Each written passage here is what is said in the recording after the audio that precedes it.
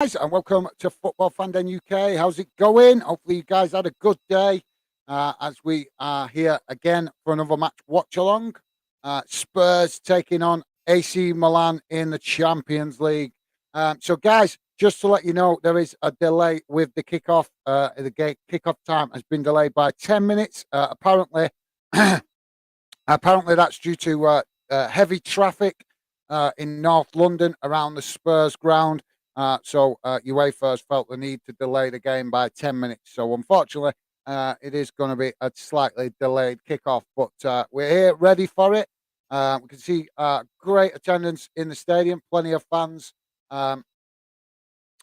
filling the ground. So hopefully we're in for a great night of football and hopefully another UK club progressing to the last eight of the Champions League. So as I say, guys, there is a slight delay because of the traffic, but hopefully kickoff will be underway sooner rather than later. So while we wait for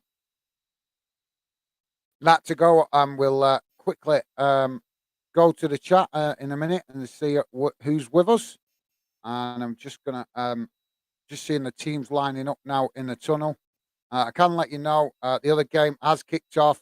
Bayern Munich v Paris Saint-Germain. That's the other game going on tonight in the Champions League, and that is still 0-0 with only just a minute into the game. We've also got games going on in Scotland tonight, and I can give you guys a quick update. Most of those games about 15 minutes in. It's currently Celtic 0, Hearts of Midlothian 1, Hibs 1, Rangers 1, Livingston 1, Dundee United 0. So that brings you up to date with what's going on up there in Scotland. We've actually got no other games going on in England tonight, apart from a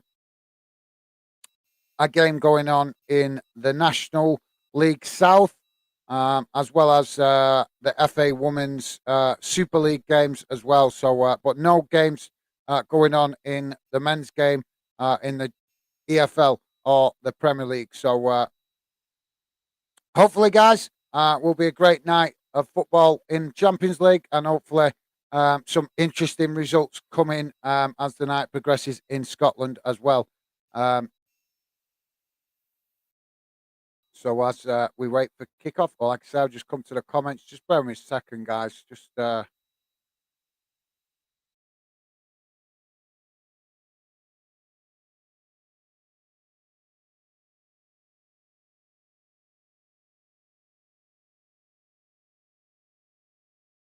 so yeah. Sorry about that, guys. We're just updating that then. So let's see who we've got with us in the chat. Aaron Keane, how's it going, mate? Welcome to the show. Always a pleasure to see you. Aaron saying, hi, guys. I say 2-1 Spurs and 1-1 in the Bayern v PSG game. Right, that's a good shout. I see you saying 1-1 in a Bayern PSG game. Is that 1-1 on the night, mate, or 1-1 on aggregate? Because obviously, as I'm sure you guys are aware, Bayern Munich in the lead from that game, 1-0 up from the first leg. So that should be an interesting game to keep an eye on as well tonight. But yep, Aaron, good score prediction. That let's hope Spurs can come out 2-1 winners or even better. We'll have to wait and see. But good shout, mate. Nice to have an early score prediction, nice and early before kickoff. So thanks for that, mate. Great to have you with us. As I say, Will Bertham saying massive evening in the SPFL. Yep, some big games going up there in Scotland. We'll be keeping an eye on those and give you guys updates on those games throughout the night. And hopefully, we might see one or two upsets as well with Celtic and Rangers both having to play the Edinburgh clubs tonight, Hearts and Hibs. So if there's ever a chance that they're going to drop points, I would say that Hearts and Hibs are probably the best clubs to potentially help to potentially snatch points away from Rangers and Celtic. So we'll keep an eye on those games. But yeah, as you say, big evening going on up there. Thanks for that, Will, and welcome to the show. Ethan Dixon, how's it going, mate? Ethan saying hi. How's it going, mate? Good to have you with us. How's things with you? Hopefully everything's good with you, Ethan. And let us know if you've got a score prediction, mate. Would be great to hear from you. And like I say, we're just watching, waiting for the players to come out now. They're just standing in the tunnel. Shake one or two players shaking hands as well. Let's hope we have a better game than last night. Last night's game was good, but I got very frustrated with that referee last night. I couldn't believe how much he was stopping the game. So let's hope we have an officials tonight that allow the game to flow better. Let's fingers crossed for that one, guys. Um, so just bear with me. Just getting the teams coming out. I'm just going to share with you guys the stats page and team news stuff, so you guys can see some of the stats revolt around this game. There you go. You should be able to see that quite good. So yeah, thanks for that, Ethan. And like I said, mate, drop us a score prediction in if you've got one. Be great to hear from you. Matthew Bishenden is saying, "All right, guys. Hope you're well. Watching Bayern v PSG. Yeah, that's a good game. That's going to be an interesting game as well to keep an eye on throughout the night. So hopefully, there's going to be plenty of goals around the grounds for us to discuss. But yeah, I'm imagining that's a cracking game to watch. And thank you very much for dropping in, Matthew. Great to see you, mate. And yeah, I'm good, thanks. And I hope you're doing okay. And hopefully, you are interested in maybe some of the SPFL games going on tonight in the Scottish Premiership. But obviously, your club, Inverness, not in action tonight. But I'm not sure if there's a break in the Scottish Championship this week. But I know there's some clubs taking a break in the Scottish Premiership this week. So I'm not sure if that's floating down the leagues as well. But yeah, great to see you, Matthew. Welcome to the show, and hope you enjoy the game. The Bayern v PSG game. Well, like I said, we'll keep you guys up to date with that as well as we watch along. We're just about to get the game underway as the players do the coin toss.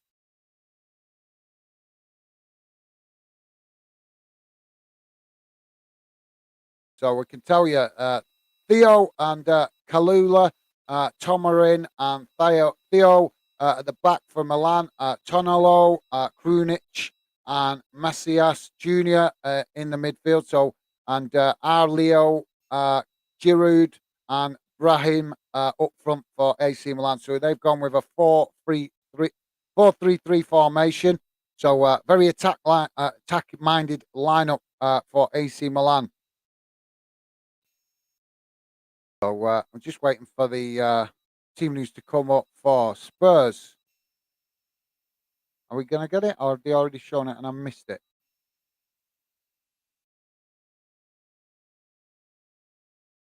So the Spurs fans getting behind their team early on. We can hear plenty of noise coming, echoing around the ground. So yeah, looks like I missed the Tottenham team there. Just let you guys know if you're not watching it, the game is about to kick off. But just seeing that the AC Milan players huddling. Obviously, they've got trying to use the team togetherness to their advantage. Just in a huddle at the minute.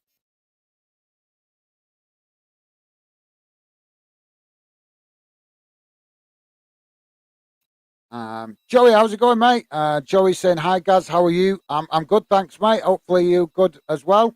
Let us know if you got a score prediction, Joey. The game's just kicked off now as Spurs knock the ball up the field out onto this near side, and it goes straight out for a throw in.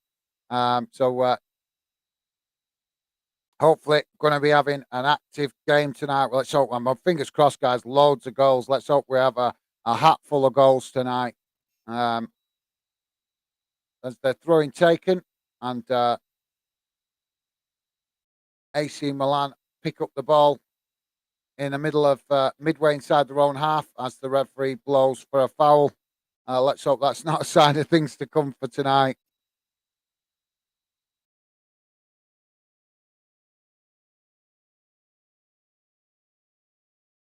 So Joey's saying Hibs drawing 1-1. Come on, Hibs. For minute, absolutely. Yeah, I've already checked that score, mate. And also Hearts winning 1-0 1-0 up at the moment as well against Celtic. So we'll keep an eye on those games in the Scottish Premiership.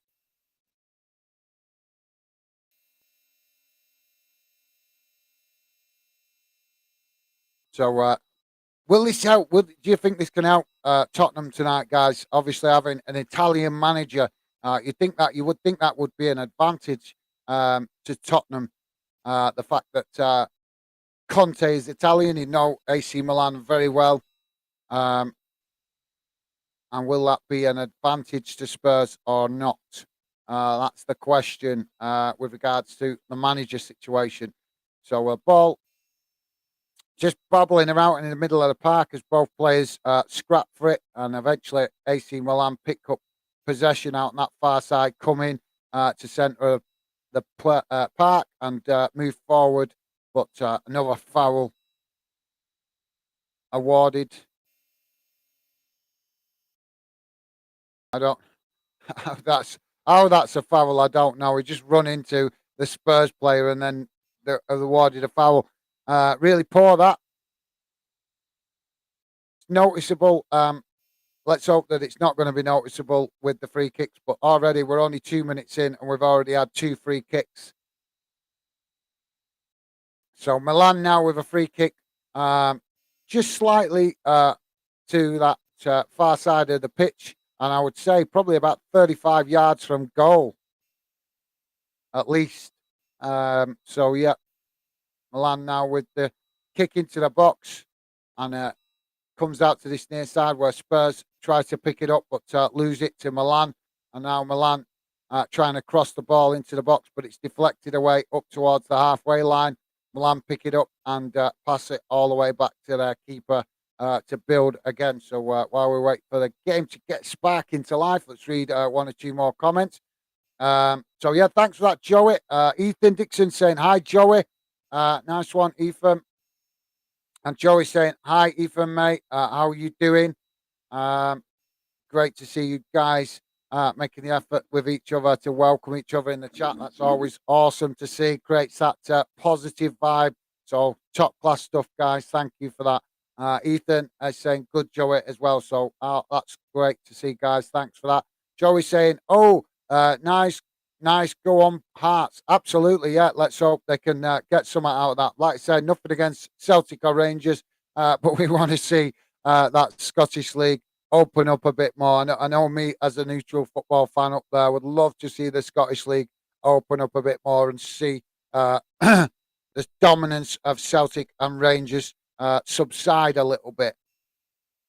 So, yeah, I agree, Joey. Ethan is saying Celtic 1-0 down. I know, yep, it's great. Let's hope Hearts can make that count. But a lot of the time when Celtic and Rangers do go behind, they go behind early and then they manage to grind it out. So let's hope Hearts can keep themselves in that game and get something out of it. So Milan now coming forward as they kick the ball towards Spurs and takes a deflection, goes straight to the goalkeeper. And now Spurs will build from the back.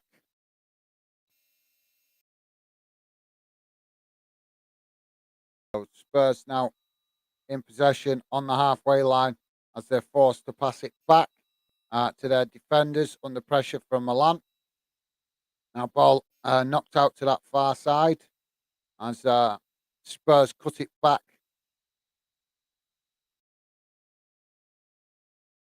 Oh, cut out by Milan there. Milan trying to break, but the ball intercepted, and now Spurs regain possession and move the ball out to this near side.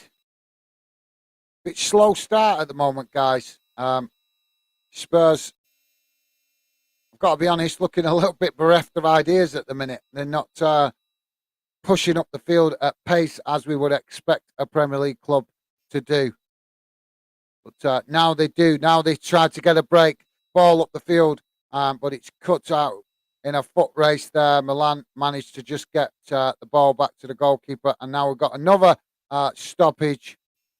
for a foul on a Spurs player. These UEFA referees certainly like to stop the game a lot, don't they?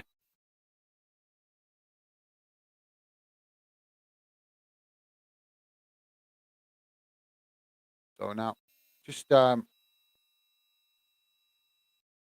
I think it's the AC Milan player Kalulu that's put in a challenge there that's resulted in the Spurs player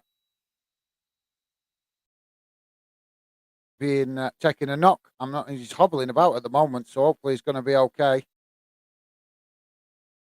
So Spurs with a free kick on the halfway line, just literally a couple of inches inside the AC Milan half of the pitch, pretty much right in the centre circle. So now Spurs knock the ball forward from the free kick and now play the ball out to that far side. And 1-2, but it doesn't work, and AC Milan able to cut the ball out, but Spurs pick it up again with a bit of sloppy passing from Milan.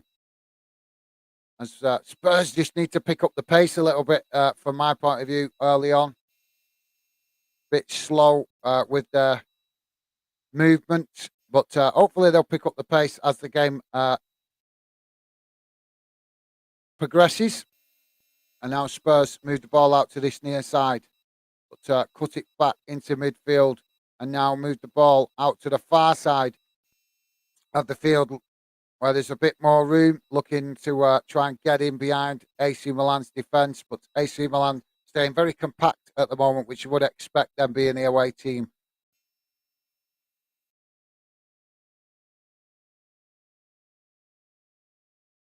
So Spurs now knocking it forward. Opportunity to get a cross in, but it's blocked and rolls out on that far side for a throw-in. So yeah, Ethan, we'll keep an eye on the Scottish games. As I say, mate, thanks for that. Ethan also saying 3-0 Milan. I say, okay, that's interesting. Fair enough, mate. Ethan Dixon saying, did Billy come in last night? Yeah, I think he did. I think he came in late towards the end of the stream, mate. But yeah, seemed in positive spirits. I'm sure he was buzzing to get the win. And like I said, opportunity for Minnie to get a win with her team tonight as well. So let's hope that happens. Spurs now on the ball as they knock it forward into the box. Harry Kane there trying to get a cross in, but it's cut out by the goalkeeper. And the goalkeeper throws the ball quickly up the field, trying to get Milan on the move as Spurs with some sloppy passing there and knock the ball out on this near side for a throw-in midway inside the Milan half. So yeah, Ethan, yes, he did, if I remember correctly, mate. He came in late on last night, so thanks for that. Ethan also saying, did Chelsea win last night, Joey? Yeah, they did. Well, I'm trying to remember now. Was it 2-1 it finished, didn't it? Yeah, 2-1 it finished. Was it? No, sorry, 3. Forgotten. Got a bad memory, me. Yeah, sorry, 2-0 it was. Yeah, 2-0 he won. And it finished 2-1 on aggregate.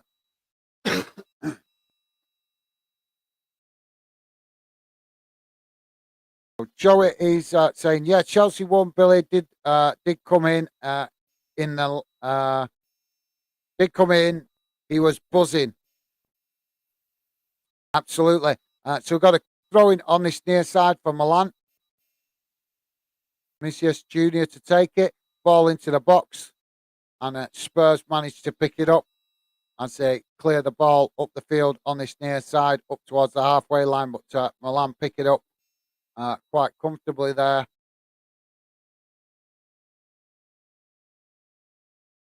I can't believe how slow this game started for a Champions League game.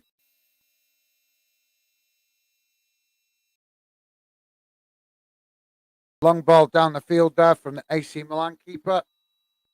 But a bit too much pace on the ball, bit too far forward. And the Spurs keeper managed to pick it up.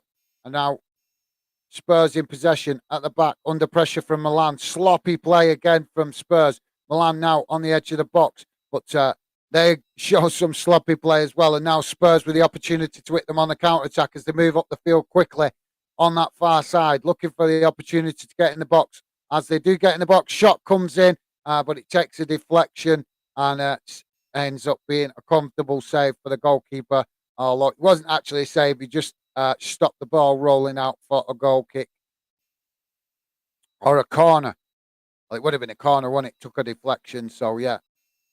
But good to see Spurs there getting moving, a bit of movement, picking up the pace.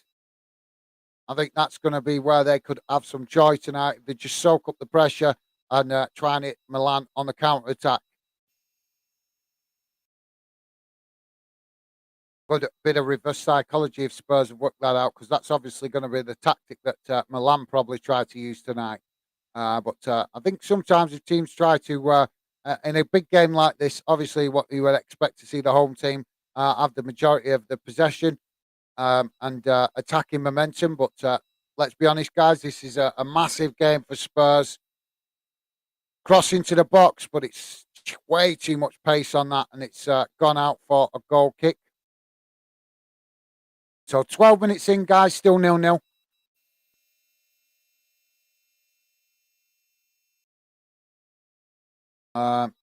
Ethan's saying, right, because I watched it, do you think he will come today? He might do, mate. He might do. Obviously, I don't know. I don't know. We'll have to see. Joey's saying, no idea, mate. He might. Absolutely. Obviously, you guys have other things going on sometimes, so not always available to join us in the stream, which is totally understandable. As Spurs lose the ball out on that far side and Milan kick it long. And now we've got another stoppage for a goal kick. Sorry, a free kick. And the referee, I'm not sure what he's doing here, but I think he's about to give one of the players a bit of a lecture.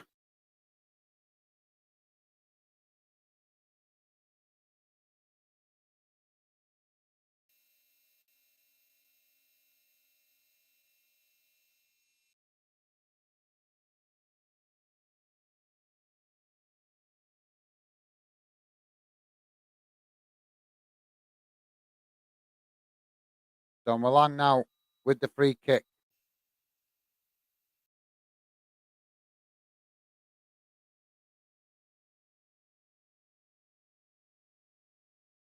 Now Milan playing the ball about nicely there and has moved up into the box of Spurs and tried to get a cross in, but it's deflected and ends up going straight to the Spurs keeper. We need this game to spark into life, don't we, guys? It's there've been a couple of opportunities, but they've been they've been not the best opportunities. I don't know whether we're seeing a demonstration of a bit of nervousness from both teams. Obviously, um, we do see evidence of that a lot more in the Champions League. So Milan now in possession, just inside their own half, close to the halfway line as they knock the ball forward. And yet another free kick. This is what I don't like about the Champions League. These referees are too quick to stop the game rather than just let the play flow. Just blow the whistle too easy for the slightest of knocks. I don't know whether the European Football Association have actually done their research on football. Do they actually know it is a contact sport? Do the people running UEFA know that football started off as a contact sport? Because I think they're trying to make it a non-contact sport. Spurs now pick up possession midway inside their own half as they kick the ball back to their defenders, looking to try and get forward, but keep possession at the same time. Pick it up. They're dawdling on the. Why is Spurs dawdling with the ball at the back? Get moving forward, for crying out loud. See, they're slow there with the build up, and they've lost the ball cheaply, and now Milan come again. But Milan are doing the same thing.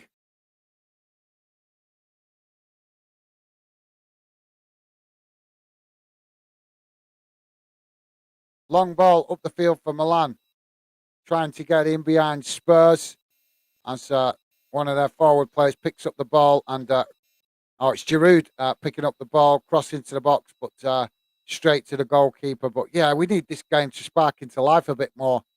Bit too much hesitation coming from the players. Bit too much dilly daddling on the ball and not moving the ball fast. That's how you're going to win games. Move the ball fast. Premier League, I shouldn't even be saying these words, really, should I, guys, with a Premier League club? So we've got another foul on the edge of the box for AC Milan. So AC Milan going to have a free kick opportunity. And there's the first yellow card of the game for a Spurs player. Romero. But yeah, Spurs definitely need to pick it up, don't they, guys? Who'd have thought that we would have been saying that about a Premier League team? Pick up the pace. We see Premier League clubs going at each other week in, week out, fast football. And now tonight it's like a throwback to the 1970s or something with the pace of this game so far. Ethan is saying, let's hope Milzard can't come in as well. Want to tell him about Wigan. Fair enough, mate. Fair enough. Joe, I'm sure he'd be a bit disappointed about last night's result with Wigan. Joey's saying, yeah, Milsard was in last night. He was sad. Absolutely tough game for Wigan last night, but still plenty of games to go. Ethan saying, why? Haha. I think you know why, mate. His team lost. Joey's saying, because Wigan lost last night. Ethan is saying, off who was in, off who was it? Coventry. No, it was, yeah, it was West Brom, wasn't it? Yeah, Joey's saying West Brom. I thought it was West Brom.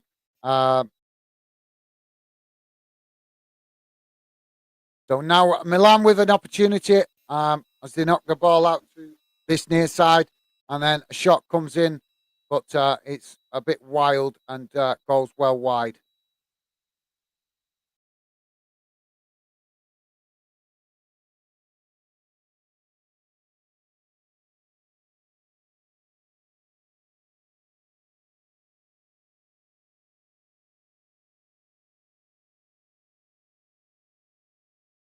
So we got a throw in on this near side.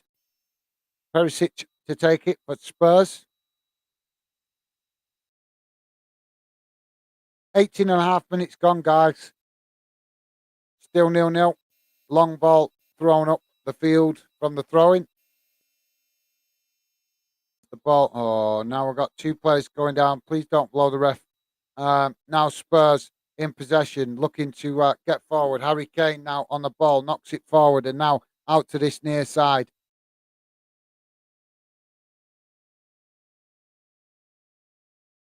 Oh, Spurs, go forward. What's the matter with you? Spurs passing backwards all the time at the moment. Now they managed to get it out to that far side, coming forward. Finally, Spurs get up to the edge of the AC Milan box. Cross comes in, but it's deflected away as Spurs managed to pick up the possession again midway inside the Milan half of the pitch. And now a cross-field ball out to this near side, but actually picked up in the centre of the park. And a 1-2 there, cut out by Milan, but now Milan with the opportunity to get forward, but Spurs get to the ball quicker and now come down this near side. Oh, it's that was a great opportunity, but it just did the player just didn't manage to keep control of the ball, and it got away from him a bit there, and it's gone out for a goal kick to Milan. Ethan is saying West Brom. That's it. To be honest, QPR have gone down. Right, fair enough. I've not looked at the championship table just recently, mate, so I'm not sure off the top of my head, but I will certainly be having a look over things over the next couple of days where, where I get the chance. Milan now with the ball knocked forward up into the Spurs half. Oh, now we got a come on, ref, let the game flow. Another foul and another yellow card for a Tottenham player. It's Longley in the referee's book there with a yellow card for Spurs. This referee needs to get his act. Oh, honest, these UEFA referees are a joke, aren't they? They just keep stopping the game for the slightest of challenges. And with a team like AC Milan, you've got to expect that they're going to milk every challenge that they can. They're going to go over. They're going to fall over. That is the way that Italian football is played. Um, and it seems to me that UEFA that they see that there was nothing in that. That was a 50-50 ball. Both players have jumped up for it to head it, and the AC Milan player's gone down holding his head, claimed he got knocked to the head. But both players had their arms raised. Both players were stretching for it. And I think that's just a 50-50. It's actually Giroud that's gone down there. I'll give him the benefit of the doubt because he's not known to be a player that cheats. But let's hope he's not picked up bad habits while he's been over there playing in Italy.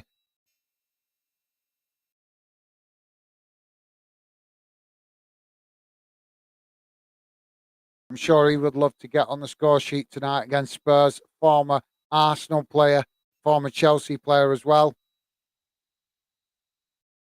Now Milan with the free kick as they take it short. Now knock the ball out to this near side. Spurs press from the front and force Milan to pass it all the way back to the goalkeeper. And now Milan with the ball switched out to that far side of the pitch, coming forward now, but the ball is challenged and goes out for a throw-in.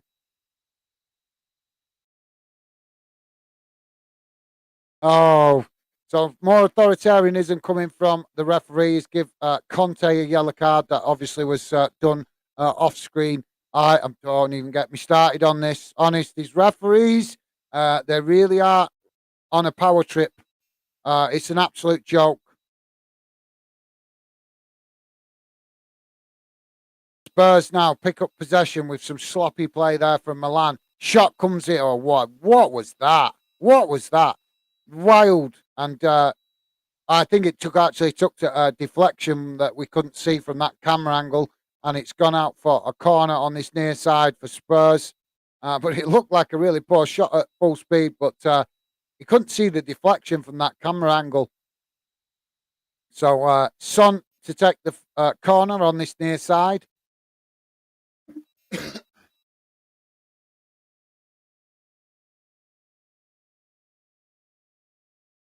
So Son with the corner, knocked forward. Now cross comes in.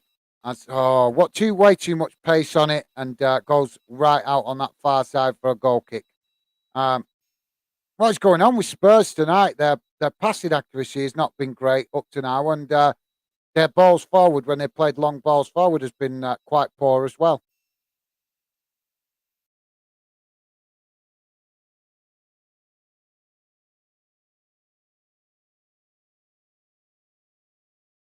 Now Milan moving forward, ball up towards the halfway line, but challenged by Spurs. Now Spurs managed to win it back as they knock it towards back towards their defenders to build from the back. Long ball up the field now. Just too much pace on it, and the Spurs forward there trying to get in a good position to intercept that, but under pressure from two AC Milan players, and the ball just bounces out for another goal kick. So yeah, let's go back to the comments while we wait for this game to spark into life. So yeah, thanks for that, Ethan. Ethan also saying, who are Bolton? Who are bottom of the Premier League, Joey? Is it Bournemouth? That's a great question, actually. Like I said, I've not looked at the league tables this week, so I'm not sure. In fact, I think the last time I looked was 2 weeks ago, actually. So it might have moved about a bit since I last looked. Now Spurs with possession at the back as they move the ball forward under pressure from Milan. Managed to get it knocked out to the far side of the pitch. Now move up the field into the Inter Milan half, and now quickly at a pace down that far side. But Milan with some good defending there as the ball goes out for a goal kick. 25 and a half minutes gone, guys. Not much to talk about so far. Been limited opportunities on goal, and been some some poor possession from both teams, if we're honest, guys. Bit of sloppy passing, bit of sloppy possession, not accurate with balls when they're passing them forward at any kind of distance up towards the goal. Same thing again there. AC Milan knocking the ball from all the way from that far corner up the field, up to the halfway line, and they lose it straight away as Spurs pick it up. And now Spurs with some poor possession, passing it across the field, and that's intercepted by Milan, and they're unable to control it as the ball rolls out on the far side for a throw-in. We've got Spurs player down here holding his leg as well, so hopefully that's nothing too serious. But we need this game to spark into life, guys. Joey's saying, yeah, Southampton and Everton in relegation zone. Ethan saying, not looking good for Southampton and Everton. No, not at the minute, but plenty. Still quite a few games to go yet, guys. So they could still fight the way out of it. Ethan is saying, I am surprised Forest are not last. I don't know, mate. To be fair, you got to think that when clubs come up, that normally that first season it's like a honeymoon period, isn't it? You know, so it's all good, happy days. First season in the Premier League. If Forest stay up this season, it'll be next season where they really find it difficult. If you look at most clubs that get promoted up into the Premier League, the first season is the honeymoon period, and it's normally the second season where they start to find it really difficult. So we are just waiting for the Spurs player to receive treatment. He's just moved off the pitch, and now we're ready to restart the game. I'm not actually sure which player it is there that's off. Can't see it on that camera. Yeah, Spurs now with a throw-in on that far side, almost level with the halfway line as they restart the game. Now, knocking the ball really poor again from Spurs as AC Milan, intercept it. Now switch the ball out to this near side, looking for any space as the players were all over that far side of the pitch. But now Milan knock it back over there, but under pressure from Spurs, and the ball goes out for a throw-in. So yeah, thanks for that, Ethan. Joey's saying yeah, but they could get dragged into it. Last I checked, Forest on 26 points, Bournemouth on 21.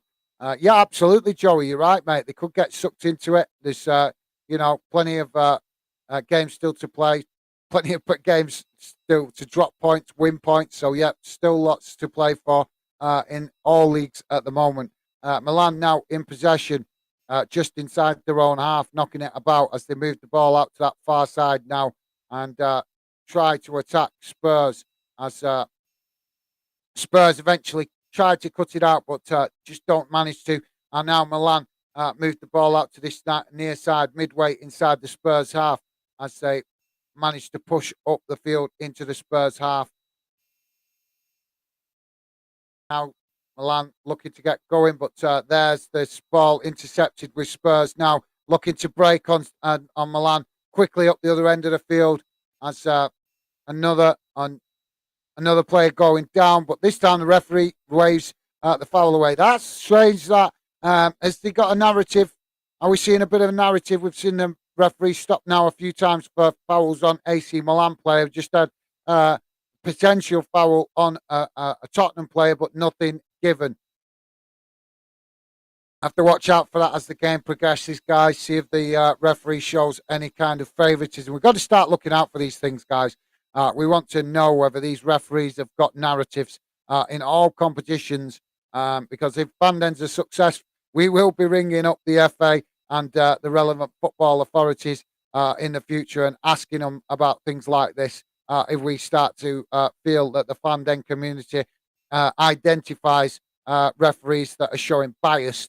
Because as fans, the game belongs to us. I don't believe it belongs to the FA. I don't believe it belongs to the to rich owners. The game belongs to fans, and fans have the right to demand that the football authorities make sure referees have no bias whatsoever. So as we continue to build fandom, we're going to be watching out for that, guys. And I want you guys to also be watching out for it as well. We need to know that all referees across all divisions are completely professional and neutral. If not, we will be getting on the phone and ringing up the FA asking those questions that the mainstream media don't. So now Tottenham in possession as they knock the ball out to this near side, but then come back inside and more sloppy play there from Spurs as Inter Milan pick up the possession, and now another challenge, and the referee awards a foul for what is a really poor. Uh, it's not. It's a foul. It is a foul, but he could have played the advantage there. Yeah, Milan definitely happy to slow the game down. Obviously, they've got the 1-0 lead, so they will happily slow the game down by fouls and slow play at this stage. Now, Milan knock the ball forward, up towards the goal. Giroud picks it up, but unable to keep it under control, and Spurs regain possession. Now moving the ball quickly up the field, up towards the halfway line. Under pressure from Milan, but managed to keep it and knock it forward. But then it's the ball forward to the, I think that was to Son out on that far side, but Milan intercept it. And now they come at Spurs down this near side as the goalkeeper passes the ball away from the congested part of the field. And now Milan forced to come back deep into their own half as Spurs reorganise themselves defensively and close the space. Now Milan, long ball forward. Surely he's got to be offside there. Yeah, I thought he was. See if I can spot it. Why the linesman take such a delay to blow the whistle for an offside? I spotted that the second it happened. As soon as that ball was played, it was quite easy to see there that the AC Milan player was offside. But yet it still took another 30 seconds for the linesman to blow his whistle. Joey is saying, yeah, but they could. All right, sorry, yeah, I read that comment. Apologies, guys. Ethan saying, well, Bradford are doing well. Yeah. Sorry, Brentford, not Bradford. Sorry, my bad, guys. Brentford. Yeah, Brentford. Doing really well. To be fair, they're giving a good account of themselves, and it's nice to see. It's nice to see a club that, let's be honest, with all respect to Brentford, they're not like the media fashionable, are they? A lot of the media companies won't be looking for their results, really. So it's nice to see what other clubs doing well and getting the results rather than it all being about the big high profile clubs. So now just a bit scrappy in the centre of the park as Milan tried to pick it up, and now uh, Spurs regain possession. Referee there telling the Milan player to get back to his feet as he tries to claim a foul. Maybe the referee waking up a bit now to the fact that Milan are going to go down quite easily to slow the game down with the fact that they've got the 1-0 lead. He should know that before he even walked out on the pitch, to be fair. I don't watch Italian football very often, but I do know that that's one thing that the Italian Football League is famous for, is faking injuries. Cross into the box. No, it's not. It's a shot, and it's straight at the goalkeeper who saves it comfortably, and the ball eventually knocked out on that far side for a corner to Spurs.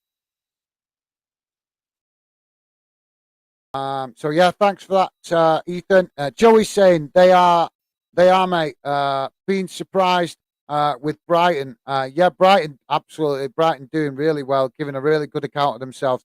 Corner taken short and into the box with a cross, but goes past everybody and ends up on this near side going out for a goal kick.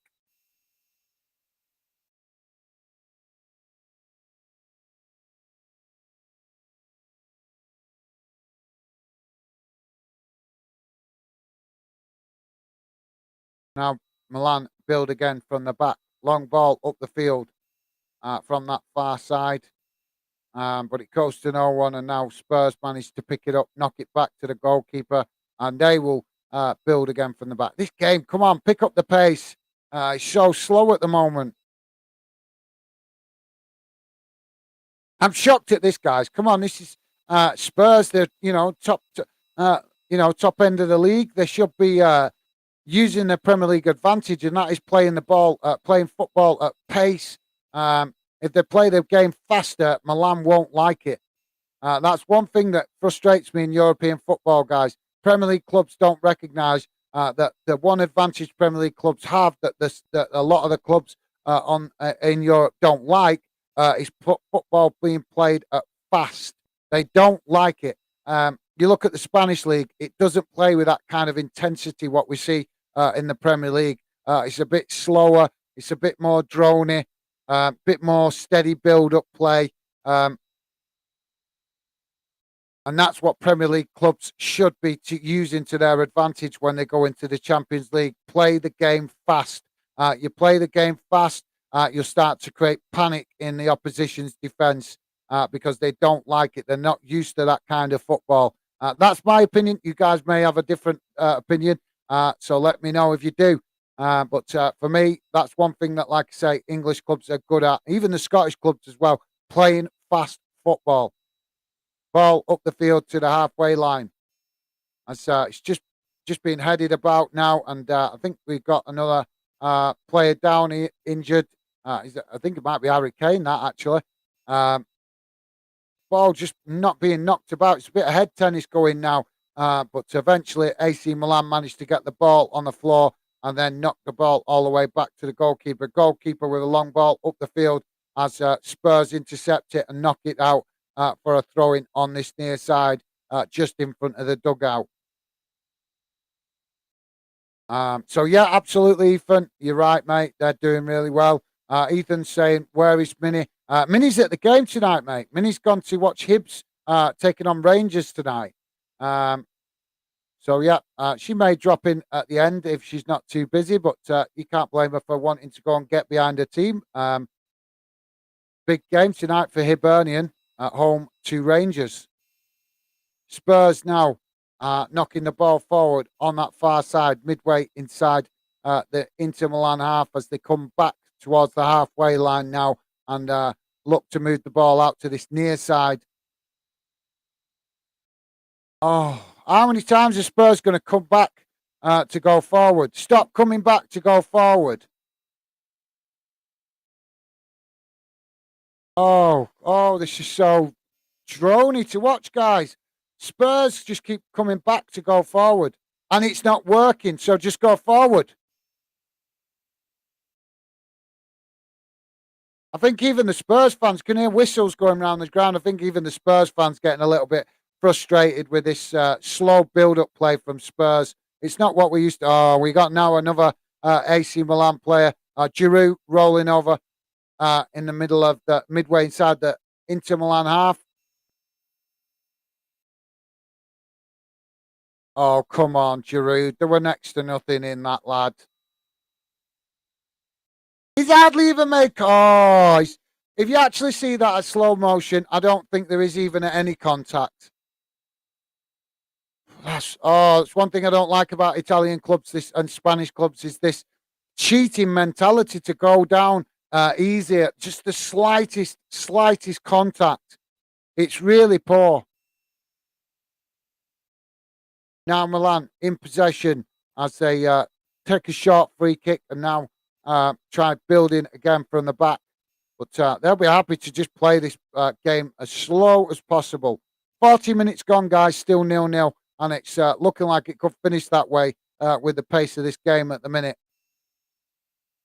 Spurs intercept the ball up towards the halfway line from Milan as Spurs now draw a foul and a big cheer going around the ground from the Spurs fans. So maybe the Spurs fans also feeling the referee is not giving them much in respect of fouls committed, but giving favourable decisions to Milan so far. Ball cleared up the field by Milan. Spurs managed to pick it up.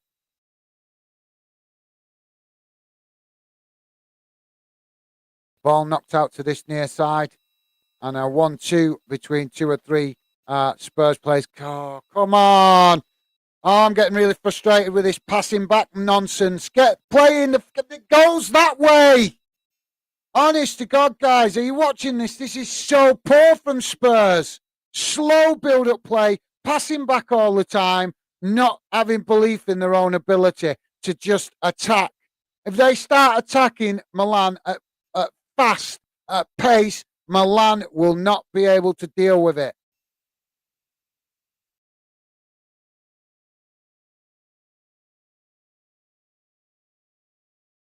Ball cleared up the field for Milan as Spurs just waste more possession with slow build-up play.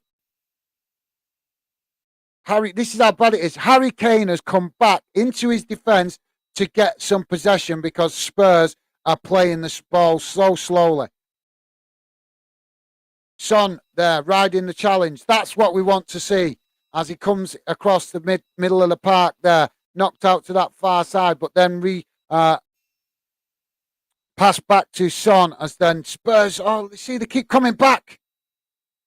Now they move the ball out to this near side.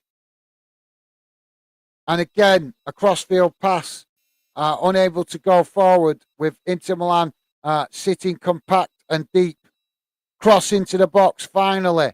Intercepted by Spurs, headed towards goal, but an easy save there for the goalkeeper. But yeah, we need to see more pace from this Tottenham team. They're letting themselves down at the minute. They're playing right into Milan's hands, passing backwards to go forwards loads of times. Slow build-up play, and the same thing for Milan, but they can do that. They're the ones in the lead. It's Spurs that need to set the agenda tonight. They're the ones that need to set the pace of the game, and they're just not grabbing the game by the scruff of the neck to do it. See, now they've just done it again. Passing back when there is plenty of room to go forward there. Milan not sitting further up the field now, sitting with plenty of space in behind, and Spurs do not even try to chip a ball over that defence to get in behind when they had acres of space to run into. Instead, they pass the ball back to come forward, and surprise, surprise, they lose it again to Milan. Honest to God, this is the influence of an Italian manager. Is Conte wanting Milan to win this tonight, or what? Because I'm sorry, but any right-minded manager would identify that Milan are going to come tonight. They're going to frustrate. They're going to play slow. They're going to try and draw fouls. And Spurs are just playing right into the hands of Milan. It's shocking. Use what's to their advantage, and that is pace, speed, and belief. Now, Milan. Yeah, even the commentators are saying it. Just too easy for Milan. Spurs not picking up the pace of the game. I think we'd have been better streaming than that National League game, the game in non-league. I think we'd have enjoyed a more active game than this, guys. I'm shocked at this. This is really poor. This is a Champions League game, for crying out loud.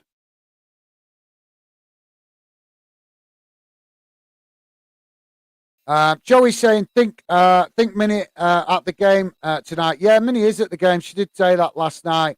Ethan Dix is saying, okay then, no worries. Joey's saying, half-time, Hibs losing 2-1. Oh, well, let's hope they can turn it round in the second half. Ethan Dixon saying, going in 10 minutes. Okay, Ethan, no worries, mate. Thank you very much for dropping in. Joey saying, no worries, mate. Thanks for that, Joey. Joey's saying, do we not get a joke before you go? Yeah, absolutely. Well said, Joey. Ethan saying yes. Ethan Dixon saying, how does Moses make tea? He brews a lot. He brews, laugh out loud. Okay, then that's an interesting one, mate. And Joey there finding liking that.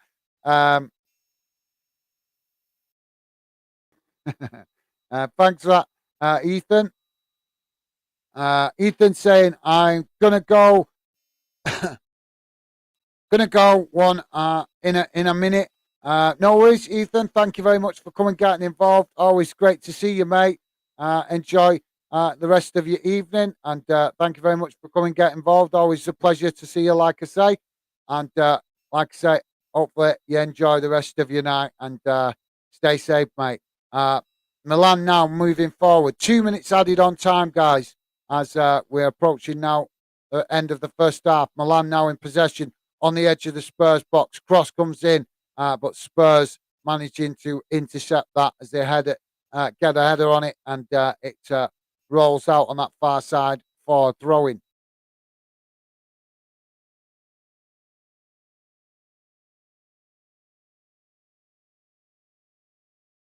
So Joey's saying, laugh out loud. Yeah, good one. Heard that before. All right, have you? Cool, cool.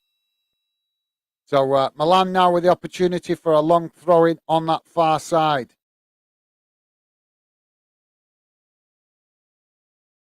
Ball into the box, and it's headed out. Well, the referee's awarded a goal kick there. Two players challenging for it, Milan player and Spurs player. So I'm not actually sure who made the final contact.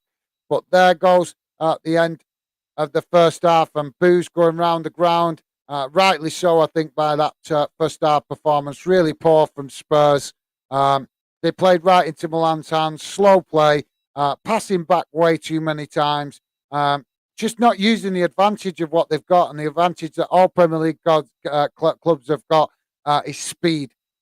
You play at speed against Italian clubs. Believe me, guys. I'm sure you're all aware of this. Italian football doesn't play like that. They don't play like the Premier League clubs play in the league. They don't play fast attacking football. They play build-up football, similar to the Spanish league.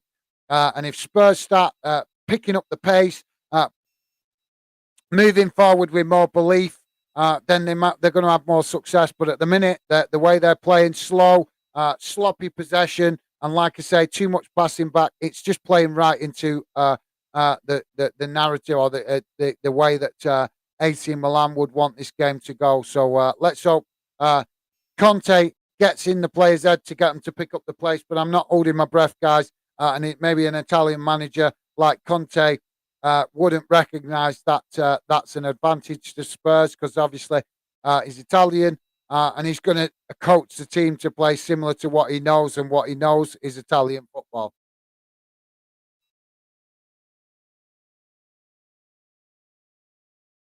Joey's saying, all right, yeah, I read that one. Sorry, guys. Ethan is saying, oh, you have. Aye, it appears so, mate. It appears so. Um, Rich Post Sports, how's it going, mate? Welcome to the show. Always great to see you. Rich Post Sports saying, good evening, guys. Just joining. What's the score? Who do you fancy to go through tonight? Well, obviously, I would want all English clubs and Scottish clubs. Obviously, no Scottish clubs in the Champions League now, but I would always want UK clubs to progress in the competition. But at the minute, mate, with the way it's going, Milan's going through because Spurs are really letting themselves down. As I was just saying, too slow. They're passing it back way too many times. Passing it back to come forward, and they're just not showing enough belief in their own ability.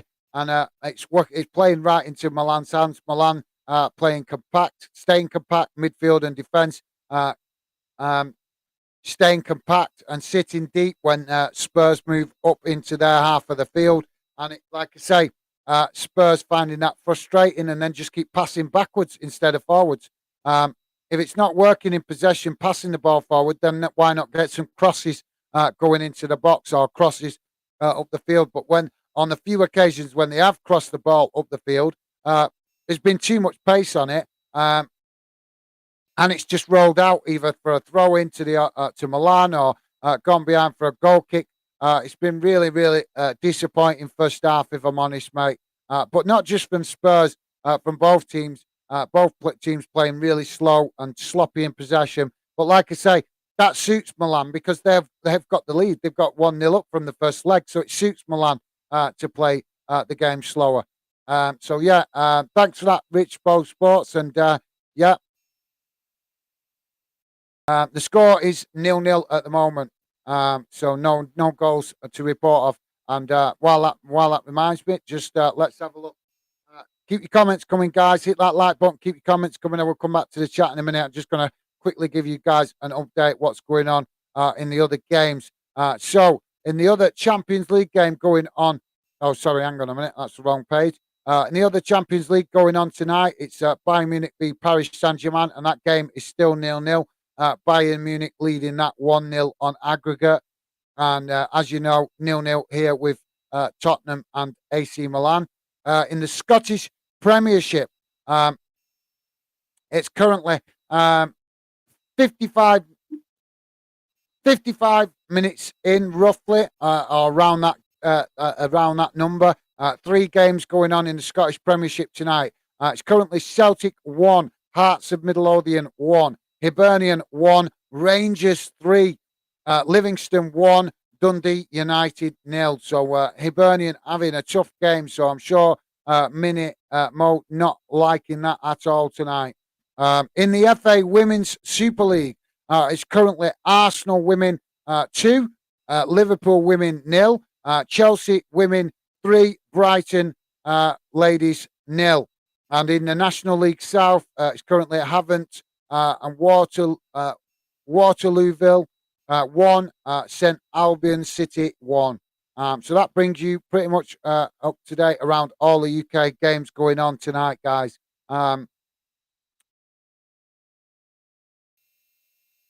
So yeah, thanks for that, Rich Paul Sports, and yeah, I replied back to your message on social media as well, mate.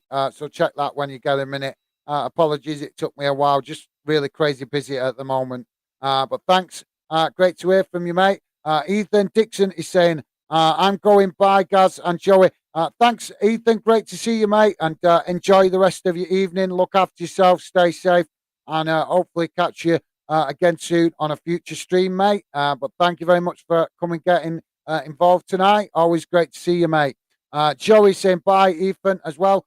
Top man, nice one, Joey. And Joey also welcoming Rich Pro Sports to the stream as well. Nice one, Joey. Absolutely class from you, mate. Really do appreciate the positivity. Rich Pro Sports is saying, Fanden, do you remember those great AC Milan teams of Maldini, Van Basten, and Barus? Who's the best defender you've seen? I don't know. I don't, mate. I do remember. Obviously, I do remember Milan being a stronger European team quite a few years ago. But when I was younger, mate, I didn't take as much notice of Italian and Spanish leagues as I do now. Now I'm older, learned a lot more about football. I do take a bit more notice of what's going on around Europe. But when I was younger, no offense to the rest of Europe, but I was just mainly interested in the English leagues. Obviously, my club Bolton not having the luxury of being involved in European football. So when I was younger, it kind of didn't interest me as much. But yeah, I do remember Maldini. I do remember Van Basten. I can't say I remember them great, but I do. The names do ring a bell.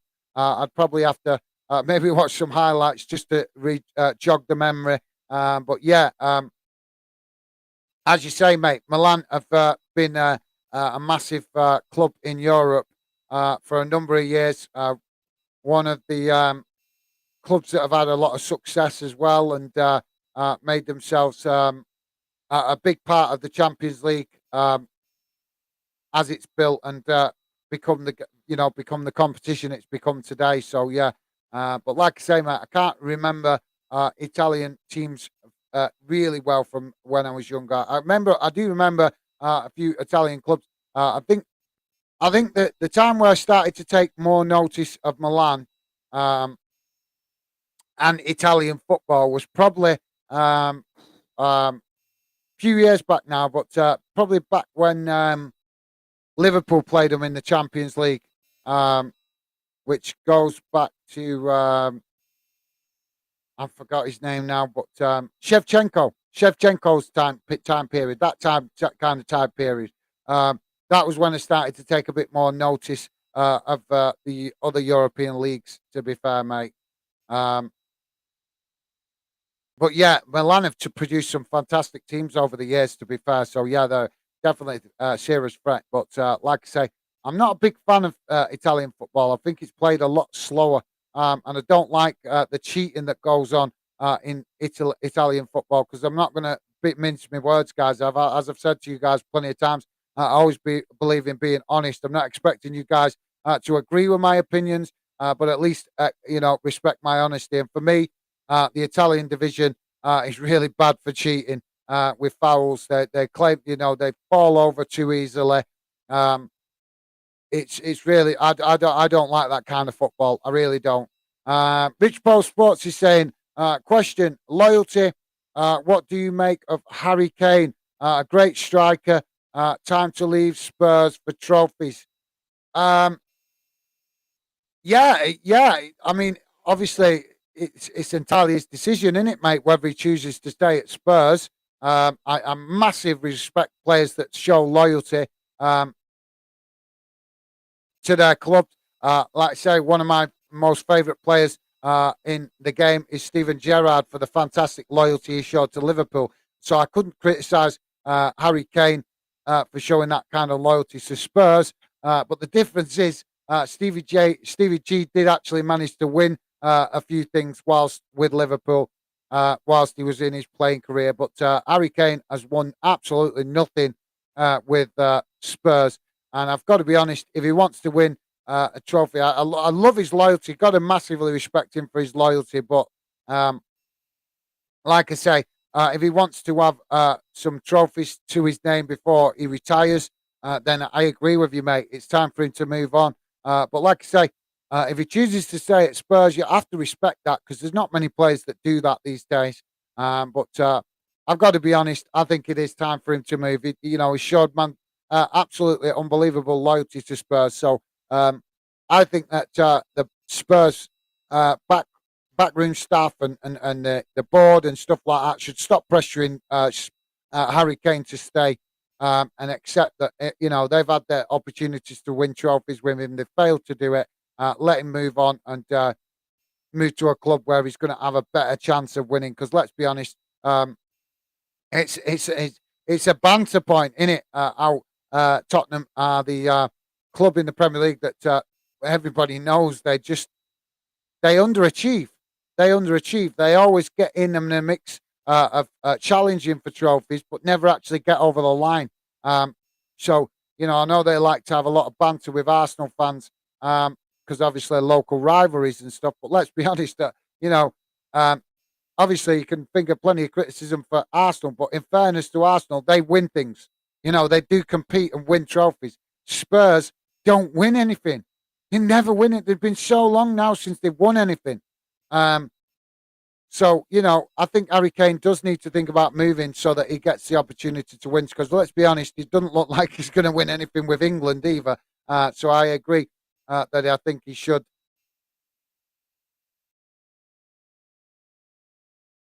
I think he should consider moving. To be fair, mate. Joey saying I think Kane should have left a couple of seasons ago, but can't fault his loyalty. Absolutely, I agree, Joey. If he chooses to stay, I will massive respect his loyalty. But like I say, um, I think the people behind the scenes at Spurs are trying to pressure Harry Kane to stay at the club, and I think they've had their chance. They've had his loyalty. They've had the opportunities to win trophies. They've failed, and let's be honest, they've failed quite miserably. Really, they've been to a couple of couple of cup finals, um, and they've not managed to do it. So, like I say, I think it's time for Harry Kane to move on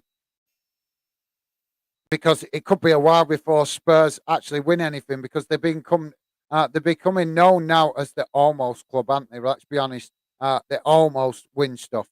They don't win anything; they just almost win things. So, when you get that kind of what's the word that I'm looking for? When you get that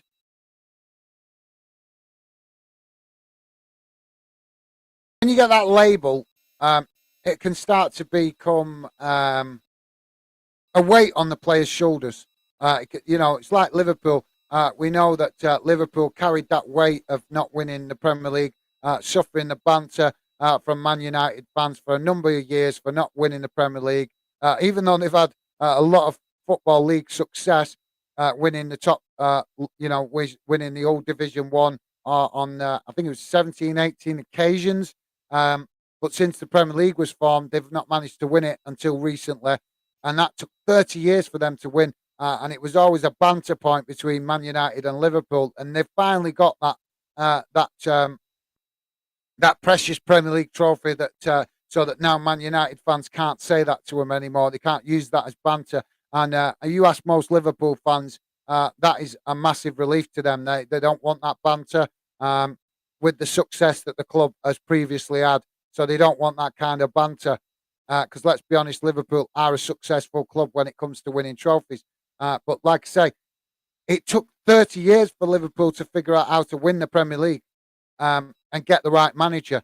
So, even though Spurs have come close to winning stuff, and the fact that they've not managed to do it, it adds to that pressure of the club that the fans, pundits, TV companies, media companies keep pointing out that Spurs have not won anything for X amount of years, and that starts to build pressure on the shoulders of the players.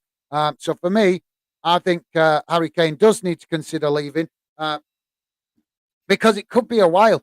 It could be a while before Spurs win anything, and I think you guys. Maybe I'm not explaining myself right the best way because I'm not the correct words of how I'm trying to explain myself are not coming to mind. But you guys know what I mean. It's like kind of a weight on your back. The longer you go without winning, having any trophies, the harder it can become. And Liverpool fans can tell you that they waited 30 years to win that Premier League trophy, wanting it season after season after season and not getting it.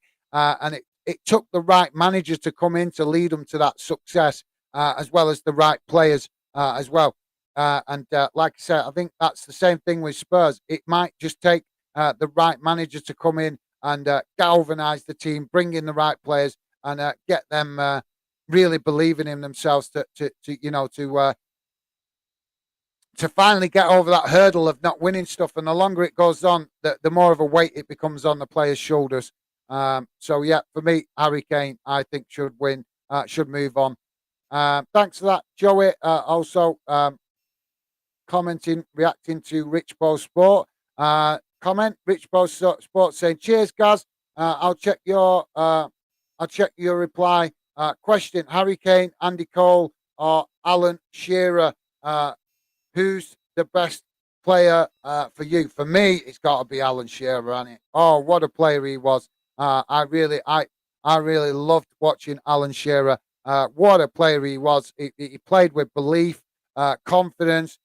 His attacking momentum was a lot better, and he wasn't just a striker. He could play. If I remember rightly, Alan Shearer could also play in midfield as well, which meant it gave you more options. As obviously for the manager. So yeah, Harry Kane is a great player, no question about it. Andy Cole, also another fantastic player. I've got great memories of Andy Cole at Manchester United. And I think all of the players excite me. I think more so that Alan Shearer and Andy Cole, for me, definitely more exciting players than Harry Kane, I think. But that's just my personal opinion. But maybe that's because I remember that a bit differently because I was younger. And as you're younger, football does get you more excited, I think. But yeah, for me, Alan Shearer just edges it. But if you asked me to put them in order, I know a lot of people wouldn't agree with it, but I would put Alan Shearer first, Andy Cole second, and Harry Kane third in respect of if I was picking a team and wanting them to be in it. Though just like I say, mate, there were old school strikers, weren't there? Alan Shearer and Andy Cole, and boy, did they produce goals and excitement in front of goal. And I'm not saying Harry Kane doesn't; he does. There's no question about that. But I don't know with Alan. I've always seen Harry Kane as like kind of a lone striker. He always seems to play the lone striker role. whereas Andy Cole could play a lone striker, but he could also play alongside another striker. And I think that back in Andy Cole's day and all, there wasn't the expense of a striker. There were more strikers about then, more prolific strikers about that was seasoned strikers, if that's the right terminology. And I think Andy Cole um, was one of the best at that time in that time period, and Alan Shearer, another one, fantastic striker. Both of them bring back good memories, mate. Bring back good memories of a time of football when football was played with less of this namby-pamby approach that we see today. So I think that's why I'm remembering them. But absolutely, Rich Sport, that's a great question, mate. Thank you very much. But I'd love to hear what you guys say about that. Let me know in which order would you guys put that. So I want to hear from you. Obviously, great question there from Rich Sports saying, asking, reply question, Harry Kane, Andy Cole or Alan Shearer, who's the best player for you? So answer the who's the best player for you, but also if all those three players was in the same team, guys, I want to hear from you. Which order would you pick them? Who would you pick first out of them? Who would be on the bench and who would be your first choice striker out of those three? I think that's a great question. So thanks for that, Rich Ball Sports. The game has restarted. Sorry, guys, I was just replying to that Rich Ball Sports comment. Spurs currently in possession on this near side as they look to move the ball forward. Let's hope they pick up the pace a bit now because that first half was poor. Now ball out to this near side. As yet again, Spurs come back to go forward, cross into the box there, but deflected away and rolls out for a throw-in on this near side, midway inside the Spurs half. Ball passed back to the halfway line as Spurs now pick up the pace. Come on, pick up the pace.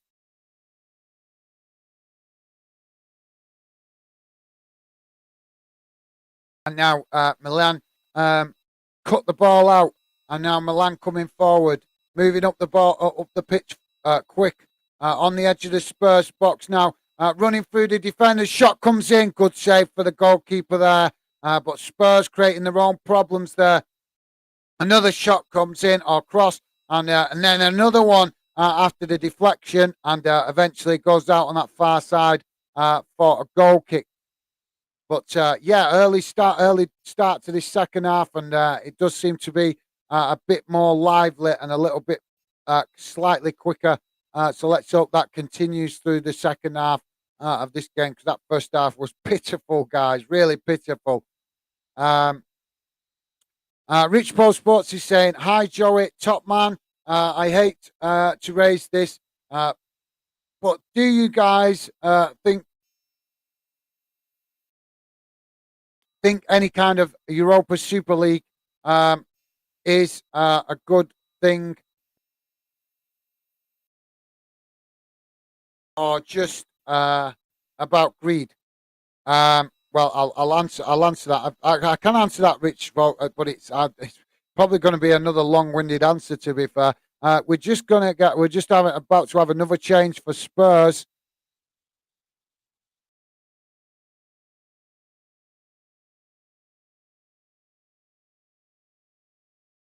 So now the ball out on this near side for a throw into A.C. Milan and Spurs about to make a change.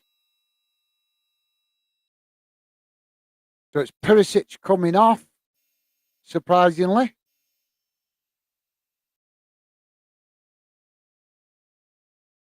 And it's Pedro Porro coming on. So Ivan Perisic coming off, Pedro Porro coming on. That's good to see the manager there, Conte, reacting to the poor performance so far from Spurs. As Spurs in possession on this near side, under pressure from Milan, and the ball is eventually kicked out just in front of the Tottenham dugout for a throw-in.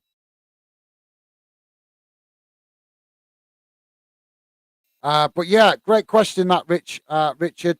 I would like to answer that in more detail, but my bottom.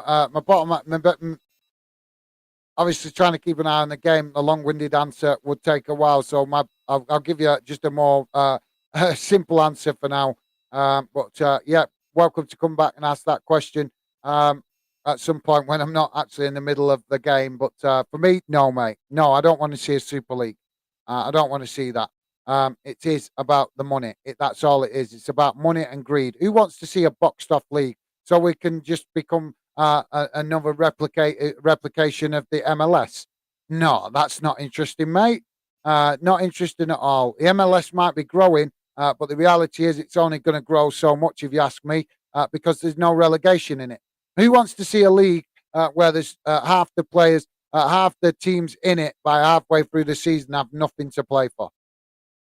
Because that's what you'd end up with if you have a closed shop Super League. You'd end up with half the league still competing for the top places and the other half of the league giving up halfway through the season. It become very boring, mate. So yeah, for me, no, I don't want to see a European Super League. I'd like to give you a more in-depth, detail reason why, more in-depth answer to that, because of historical events of like how the Premier League was formed. Because the Premier League was formed similar to how they're talking about establishing a Super League, but it'd be a long-winded answer. So, especially talking about historical events, because then you can end up getting distracted going all the way around the houses, covering the history of previous league ideas. So we're about to see substitution for Milan as we've got an injury to a player on the pitch at the minute. So stoppage for injury. But thanks for that, Rich Bo. Oh, sorry, I missed Richard's question there as well. Rich, so we're going to have a free kick for Milan on that far side. Rich Postboats is saying, whoa, Gaz, don't you think Kane and England have a great chance of competing for Euro 2024? Look at the talent, hunger and hurt. England haven't. England have. What say you, Joey? No, mate. I'm at the minute. Yes, obviously I will always support England. Of course I would. It's my country. It's where I'm from. But no, mate, I'm not thrilled about the international game at the minute with Gareth Southgate in charge. He doesn't excite me as a manager. He doesn't excite me with his team tactics, with his team formation, team selection, whatever you want to call it. Like I say, for me, yes, obviously, I expect England. England should qualify for every competition, mate. Look at the qualifying groups they have to progress through to qualify for Europa, for European competitions, the World Cup. They have to progress through an average group. It's easy. It's a walk in the park for England. So qualifications and qualification rounds in Europe, for me, are boring, predictable, and like I say, not very entertaining and exciting. So games for England only become more interesting when you actually get to the competition, because they're just like say you're playing clubs, you're playing national teams like Lithuania, Cyprus, Gibraltar. That's not a challenging game. It's not an exciting fixture. No disrespect to those nations, but you know, it's not exciting when it's a one-sided game and England are winning games 5-0 and 6-0. It's boring, predictable, and just not entertaining really, because you know they got the game won before they even walk on the pitch.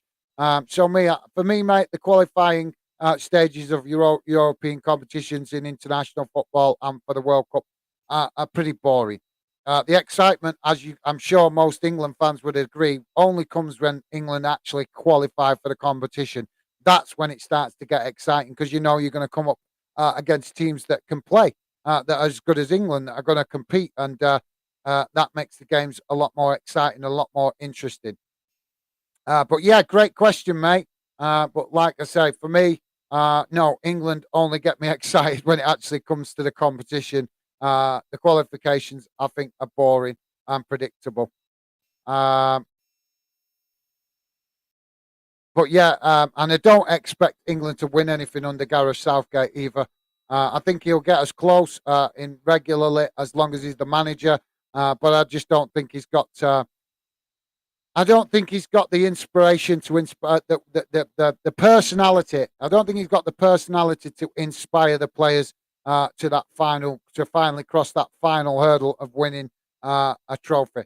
I think he'll inspire the players enough to get there or thereabouts, but I don't think he's got enough, you know, personality and I think I can't. The words I'm not looking for to express what I'm trying to say is not coming to me. But you guys get what I mean. Gareth Southgate just does not inspire me with confidence to win trophies. He's doing a great job, no question, and a massive pat on the back for him with what he's doing. But for me, like I say, um, I want a manager managing England with a bit more um, fire in the belly. That's the way I'm looking for. That's why Gareth Southgate doesn't excite me managing England. I don't think he's got enough fire in the belly to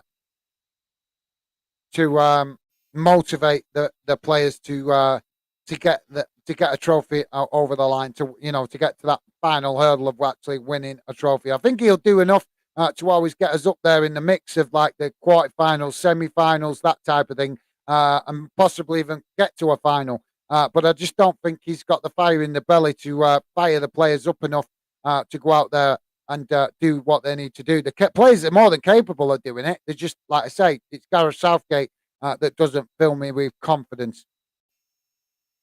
So cross, we've got free kick for Spurs, but on the edge of the box, but it's kicked straight into the wall, and Milan managed to clear it up the field out onto that far side, and now Spurs pick it up deep inside their own half as they will look to build again from the back. And ball knocked out now on this near side for Spurs as they come forward. And challenge comes in from Milan, but Spurs managing to keep it, working it up the field. But eventually, Milan knocked the ball out for a throw in about 5 yards from the corner flag. Pedro to take it. Taken short. And now Spurs coming back as they moved the ball back towards the halfway line, but now coming forward again as they've knocked the ball back to this near side. Ball crossed into the box, but deflected away as Milan now pick it up and move the ball up the field, but some sloppy passing from them, and the ball rolls out for a throw-in midway inside the Milan half. Now Spurs definitely have seem to be in the ascendancy at the minute, but I'm still not happy with the pace of the game. They need to pick up this pace, play it a bit forward, play the ball forward a bit quicker.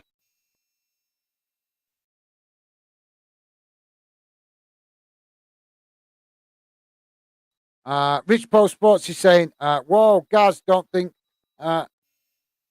you think Kane and right? Sorry, I read that question, didn't I? Sorry, apologies, guys."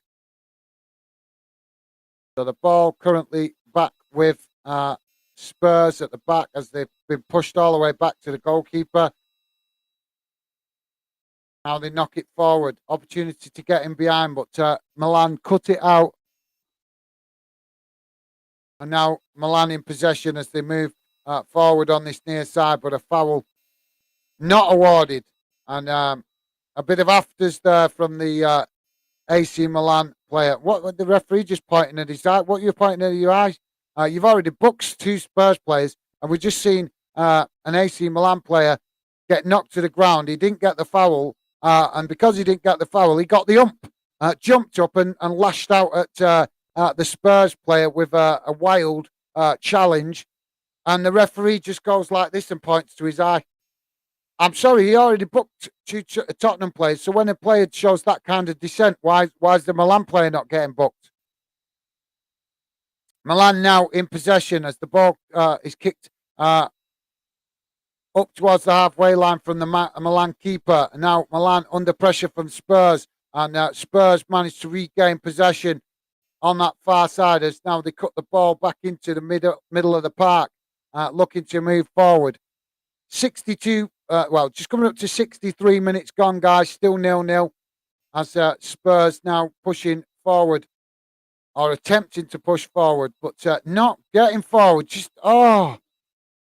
Spurs coming back again. Why don't they just play with some more belief and get the pace of the game moving forward? I'm honest.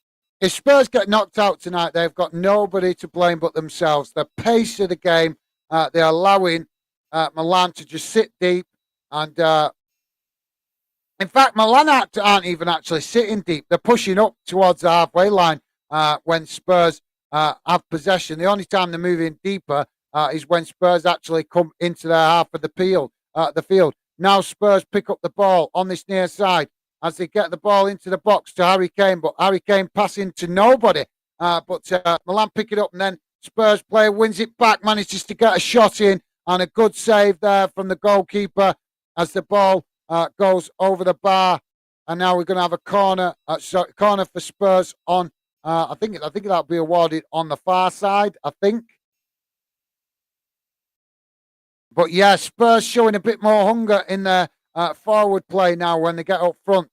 They've got to stop letting themselves fall into this trap of slow play at the back with Milan sitting with all 10 men behind the ball. They're going to do that. They've got the advantage in the tie. Spurs with the corner taken and towards the near post, knocked away, but Spurs pick it up again. Another cross into the box, but it's deflected away. Now the ball cleared up the field by Milan, hits the referee. And now we've got a AC Milan player down on the pitch.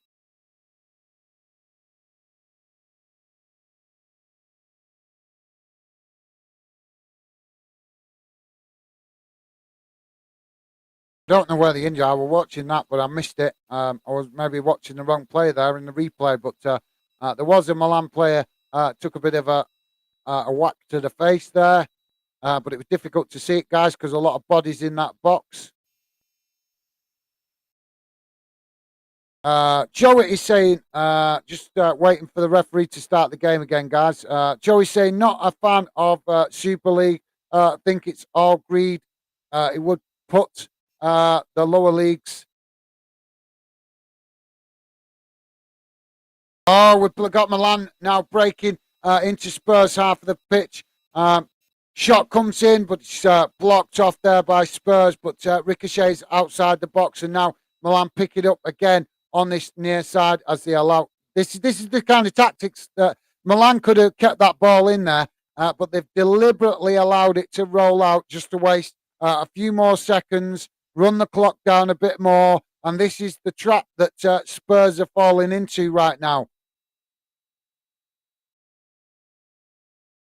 Now Milan with possession as they knock the ball back up towards the halfway line and all the way back to the goalkeeper. So clearly Milan, as I say, just happy to waste time and run the clock down even at this stage. With still over 25 minutes to play. Ball up the field from the Milan goalkeeper as Milan have passed it all the way back. And now Milan coming forward on the ball as they come to the edge of the box now and challenged by Spurs. But Milan with an opportunity here now. Shot comes in and it's bobbled a bit there in front of the goalkeeper, but he managed to keep control of it and stop the ball getting past him. But danger signs here for Spurs.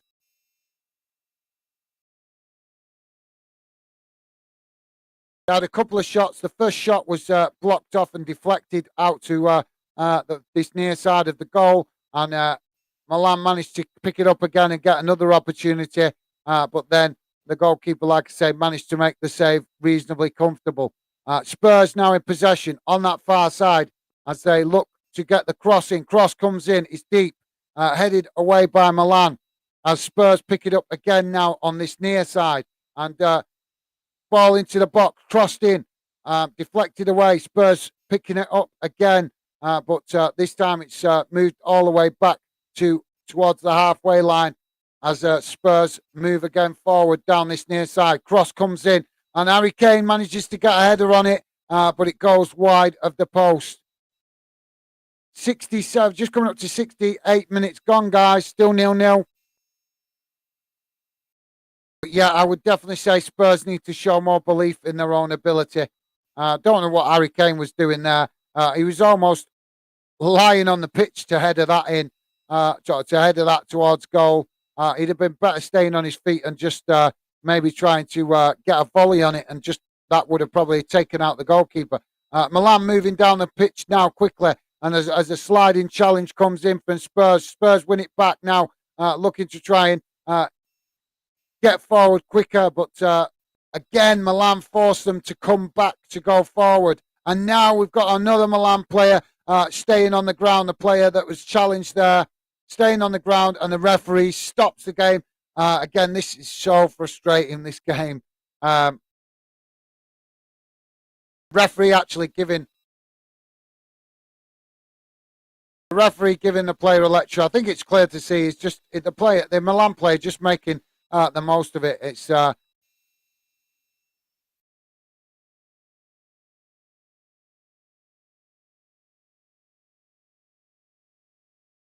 now we're going to have a Spurs change. This is definitely something that needed to try and get Spurs motivated and attacking faster. So it's Emerson coming off and Richarlison coming on. Hopefully, Richarlison will bring some pace to the game and help Spurs get in behind that Milan defence. Sorry, guys. Joey's saying, not a fan of the Super League. Think it's all greed. It would put the lower league clubs in even more financial difficulty. Absolutely, well said, Joey. Couldn't have said that any better, mate. That is my main reason. Although I've got also the other reasons as well why it shouldn't be formed. Historical reasons. If you look at how the Premier League was formed, it was formed in the same way by greedy clubs that thought they could do better independently, and that's basically, that mentality evolving into another era of football, and it wouldn't be good this time. Milan there with a shot, but it's gone well high and wide over the bar as they broke there quickly on Spurs, managing to hit Spurs on the counter-attack. Now Spurs in possession on that far side as they bring the ball into the centre of the park, midway inside the Milan half. Ball up towards the halfway line, moving a little bit faster now for Spurs as Richarlison picks it up on the edge of the box and passes it across. A shot comes in, wild shot. Absolutely shocking. Why they waste that opportunity? Paro there wasting that opportunity. It would have been much better to get across into the box. Spurs had players up in support and wasted that opportunity with a wild shot of goal that went high and wide and miles over the bar. 71 minutes gone, guys. Spurs still 0-0 with Milan. 1-0 on aggregate to Milan. Spurs now with 20 minutes to try and rescue their European season as they come forward now down the centre of the park. Knock the ball out to this near side and deflected off the Milan player, goes out for a corner. So, yeah, absolutely, Joey. Well said, mate. Joey's also saying Harry Kane on bench had to decide between Cole and Shearer. Yeah, I agree, mate. I agree. Nagamu.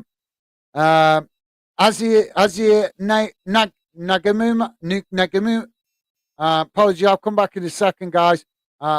Corner taken, but it's a poor one and it's deflected away. And then another ball forward from Spurs.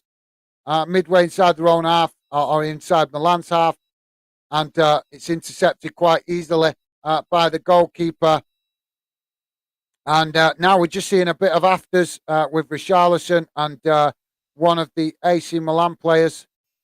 Oh, right. Yeah, sorry, I missed that, guys. Richarlison colliding there with the AC Milan goalkeeper. And a little bit of handbags afterwards, as you might expect. Sorry, Aziz Neguma. Welcome to Football Fandom, mate. Welcome to the show. Always great to see new fans come and get involved. So welcome to Fandom, mate. Milan now moves the ball down this near side. Challenged by Spurs. Spurs win it back. And now looking to move forward at a bit more pace. And Richarlison fouled. So Richarlison already right in the thick of things since he's come on. And the referee having a few words there with the referee as well. Looks like he's already made an impression on the referee since he's come on. So Spurs now with a free kick in a really good position, about 40 yards out from goal, I think, maybe 35, 40 yards. Question is, well, I think this is going to be a cross into the box rather than a shot.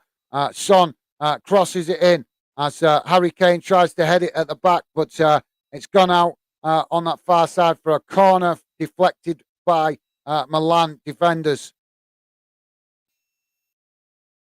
Keep your comments coming, guys. We'll try to reply to what comments I can. And don't forget, please do hit that like button. It would be appreciated to help more fans find the channel easier. Corner taken. It's deep. Oh, it's a poor corner in the end. Doesn't even get into the mix of the players. Goes out and over the bar. Actually bounces off the top of the net there. So really poor that from Spurs. Now Milan clear the ball up the field, up towards the halfway line as they pick it up. And now challenged by Spurs. Spurs managing to win it back. That's one thing that's noticeable this second half. Spurs challenging better on the ball when Milan are in possession as they move the ball out to that far side. Now looking to move forward to the edge of the Milan box. And what was that? I don't know. Wild shot forward there. I think it might have took a deflection, but the camera angle just didn't allow us to see that. But that looked a bit of a wild shot. But it's resulted in a corner. And now the Spurs players saying, where's the ball? There's no ball on this near side. Now the Spurs players getting past about 3 or 4 balls all at once. So he went from no ball to about 3 balls being chucked at him.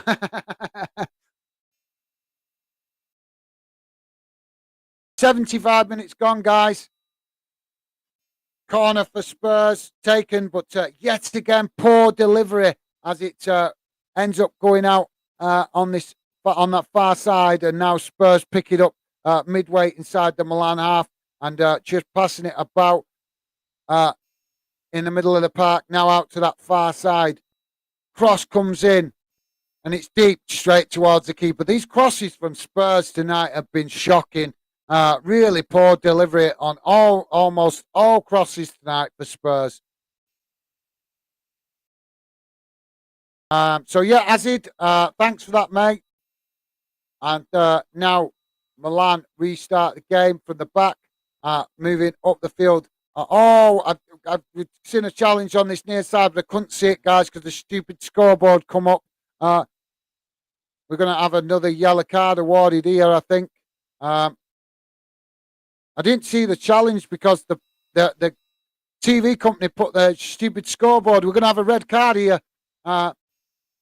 Looks like we're going to have a red card. I'm not sure to who because, like I said, I couldn't see the actual challenge. It was so close to the edge of the pitch that they had the score come up on the screen, and that blocked off from seeing the challenge. So 10 out of 10 there for the TV company.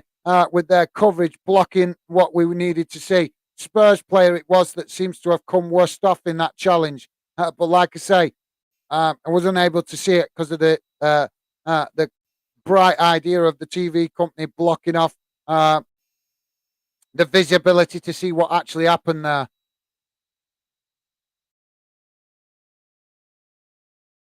So there you go. You pay all that money for these TV companies, and then with their logos and their banners coming up on the screen and the promotions, they stop you seeing the game.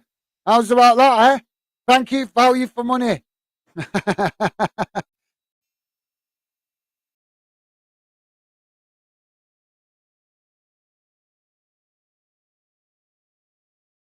So it might be the Tottenham player here that we see get the red card, actually. Like I said, I want to see the replay, but they're not showing it.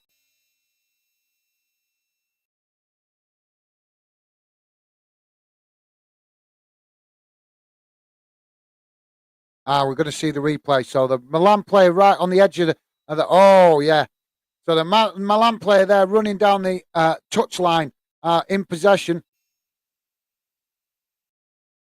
He was in possession, literally right on the edge of the pitch, guys, literally on the touchline, running in possession. And it's Christian Romero that's come in with a bit of a lunging challenge.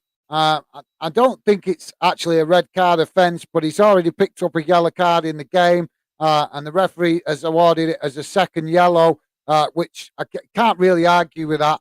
I'm all for contact in the sport, but it was a bit of a rash challenge. And that will see Tottenham down to 10 men. So now is this becoming mission impossible? So while we wait for the game to restart, read out another comment. Rich Pro Sports saying, great answer, Gaz and Joey. This Milan team are no great shakes. Conte may have seen enough after this season. Do you blame the manager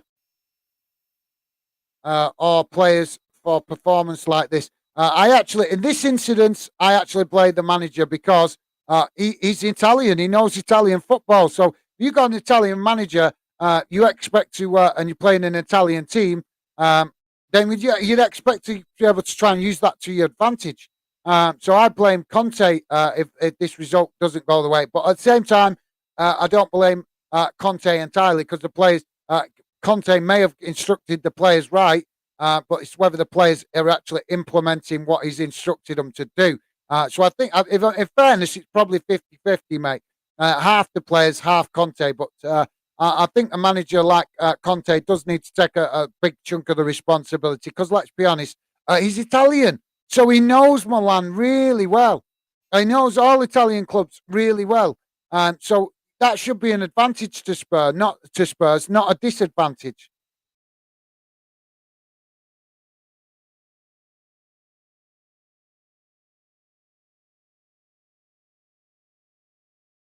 But let me know, Richard. I want to hear from you, mate. Rich Post Sports. What's your thoughts on that?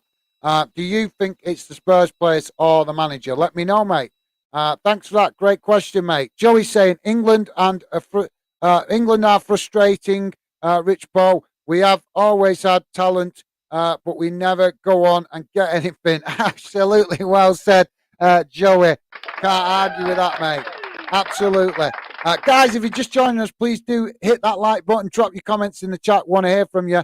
We are giving you comments on the game, but we're just waiting for the game to restart after a red card incident, seeing Tottenham go down to 10 men. And now the game has just restarted with a free kick. Ball down the field for Milan on the edge of the Spurs box now. As they challenged by Spurs, and now Spurs managed to win it back, just keeping it in on this near side, and now looking to move up the field. But Spurs in real danger here of this game getting away from them. 81 minutes gone, and still no sign of a goal for Tottenham. If anything, they haven't actually troubled the Milan goal all that much either, guys. Ball now being headed about between the two teams in the centre of the park, but eventually Spurs pick it up midway inside the Milan half, but challenged by Milan, and now we have two players falling over each other. Referee gives a free kick to Spurs. Spurs now move the ball out to that far side quickly. Suddenly a bit of urgency from Spurs, but Milan cut that possession, intercept the ball forward and try to get going, but Spurs managed to win it back now down that far side. But Milan again cutting the ball out as Harry Kane now with a challenge, and the referee awards a free kick. I'm so frustrated with all these free kicks, guys. Now Harry Kane wins a foul on that far side. I'm sorry, but I've got to say it, guys. That looks like a dive. Harry Kane, poor, absolutely poor. That looks like a dive for me. He's won a foul on that far side, but no, I think that's a dive. Davidson Sanchez coming on for Spurs. Sorry, I missed the player going off, but it's Sanchez coming on. So we're going to have a free kick opportunity for Spurs on that far side, and it takes about 5 yards from the corner flag.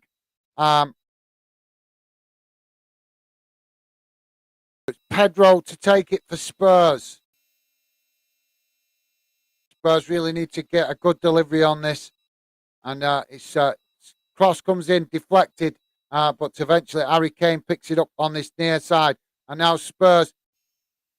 Oh, penalty claims, but referee giving nothing. And now Milan trying to hit Spurs on the counter-attack as they move quickly down this near side. And now they've got him behind the defence as it's cut back. And now Milan with an opportunity shot comes in and it's blocked. Now Spurs intercept it and look to push the ball out to that far side, but it's straight to my Milan player. And Milan pick it up as...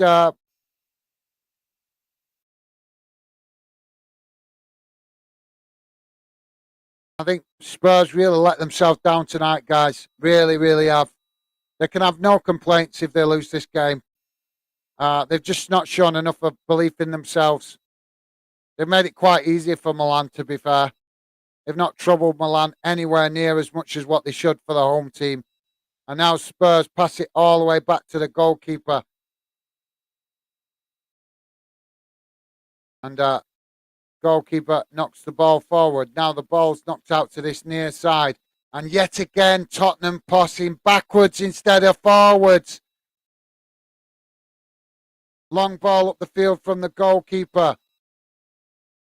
Just being headed about at the minute between the two sets of players in the centre of the pitch. And this plays right into Milan's game plan. Now Milan pick it up on that far side as they come forward. And they're just happy to just play slowly now to kill more time, run the clock down a bit more. Spurs struggling to get possession. Well, I said it at half-time. If the Spurs carried on playing like this, I didn't see them winning it, and it's going that way, guys.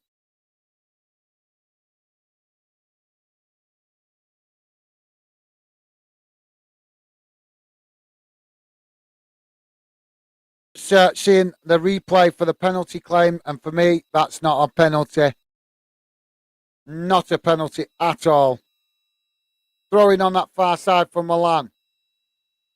Milan take it, just passing it about as Spurs try to win it back. But do win it back, but just knock it towards Milan players. Now Milan move it out to this near side where there's less Spurs players into the box. But Spurs managed to block that pass. And Milan pushed out on this near side. But they're happy to just keep possession and slow the game down. And now Milan work the way into the box. Tempted cross again, blocked off as Spurs now intercept possession and try to move up the field on this near side. Ball cut back into the centre of the field and a ball forward up to the forward players from Spurs, but it's cut out by Milan with some sloppy play again from Spurs. Shot comes in from Milan. Good save there by the goalkeeper. But at the minute, Milan having the better of the opportunities. You would think they were the team behind the way that they're having late opportunities in this game. Now ball up the field for Spurs on the edge of the box, but intercepted there by Milan. And Milan now pick up the possession, move the ball down this near side. Long ball forward up towards the halfway line. And now Spurs intercept it. And now Spurs in possession. So just to let you guys know, in the other Champions League game, it is full time and it's finished Bayern Munich 2, Paris Saint-Germain 0. So that's 3-0 on aggregate and another failed season for Paris Saint-Germain in Europe. Just goes to show, doesn't it, guys? All the money in the world and you cannot buy a knockout competition. You might be able to buy the league, but you can't buy a knockout competition. You've got to earn it. Ball forward there from Spurs, but cleared up the field again from Milan. Milan now pick it up on the halfway line as they draw foul, and Spurs are shocking tonight. I'm shocked with this performance from Spurs. They don't look like a team that want to progress in this competition, if you ask me. Just too slow, lacking in ideas, and all these fans that keep banging on about how good Conte is. He's not showing it right now, is he?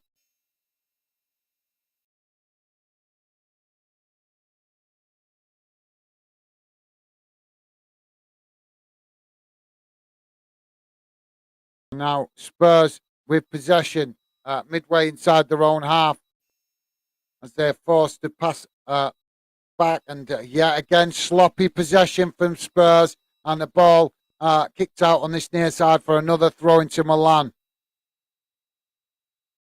Milan about to make a change. So substitution for Milan.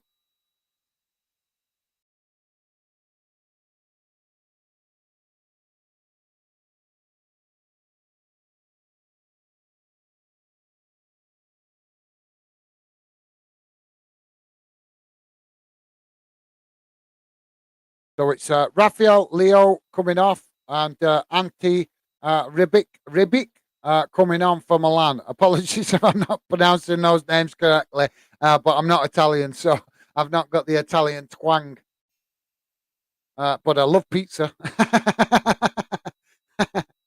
So the game restarted. Spurs now in possession on this near side. Ball up the field towards Richarlison, but ends up being intercepted by Milan. Now Milan having more possession in his late stages than Spurs as Milan pass it all the way back to their goalkeeper. Ball up the field up towards the halfway line and headed on by Milan, and Spurs finally get the possession, and now opportunity for them to get forward as they run down this near side, and yet again a challenge comes in and knocks it out for a throw into Spurs. So poor, this movement from Spurs. Richarlison comes over to support the throw-in. And now, ball, absolutely poor again. Sloppy passing play from Spurs, intercepted by Milan. And now Milan moving down that far side. They're happy to move down there slowly and all. Slow the game down, run the clock down a bit more. 6 minutes added on time, guys. Milan now in possession on the halfway, midway inside the half of Spurs as they move the ball out to this near side now.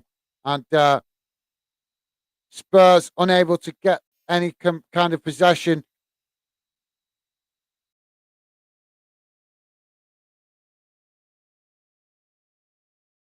Milan just happy to keep possession, moving it from left to right, using their defenders as they now get the ball on the edge of the Spurs box. A shot comes up, but it's blocked by Spurs, and now Spurs manage to pick up the possession.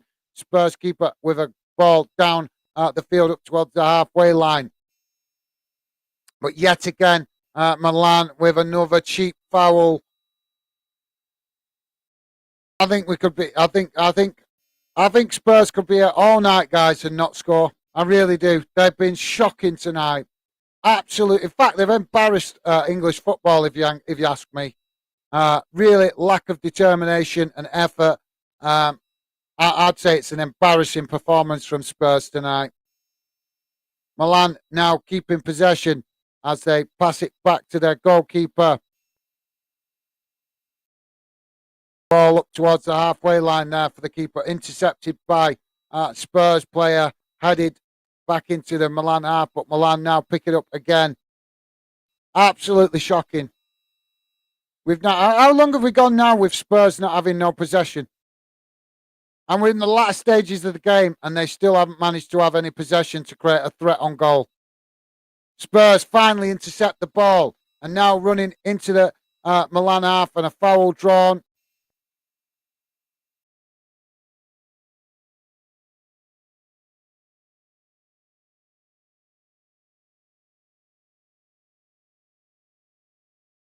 So Tottenham now win a free kick, and Theo, I'm not pronouncing that. I don't think I'm pronouncing that correctly, but the A.C.Milan player there booked for that challenge.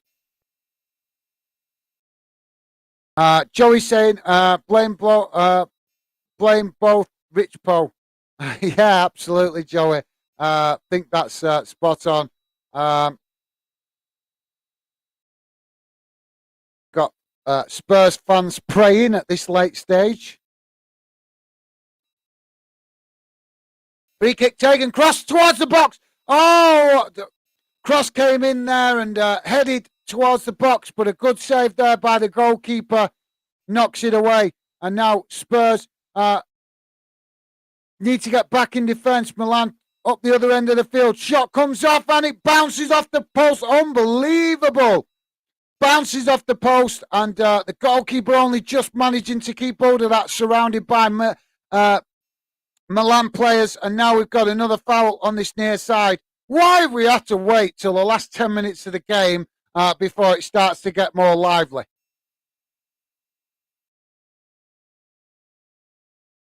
So we've got a free kick now for Spurs in front of their own dugout as they take it short. And now long ball up into the box for Spurs, picked up in the box. And now across into the box, but cleared by Milan. And now Milan moved the ball up that far side, looking to run into the Spurs half of the field. And another poor challenge from Spurs sees an awarded free kick awarded to Milan on that far side, just inside their own half, close to the halfway line.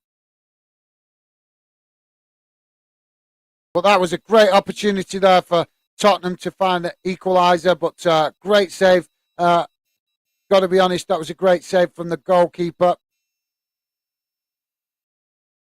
So 4.5 minutes gone of the 6. And Oliver Skip in the referee's book with a yellow card for that challenge on the Milan player. Milan now take the free kick and happy to pass it back deep into their own half, all the way back to their keeper. Just run a few more seconds down for that from their point of view.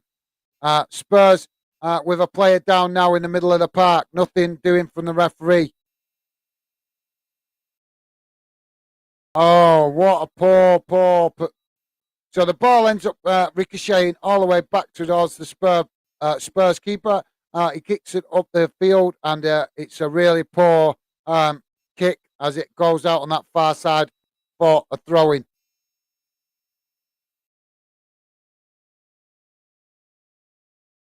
So Milan now with a throw-in on that far side.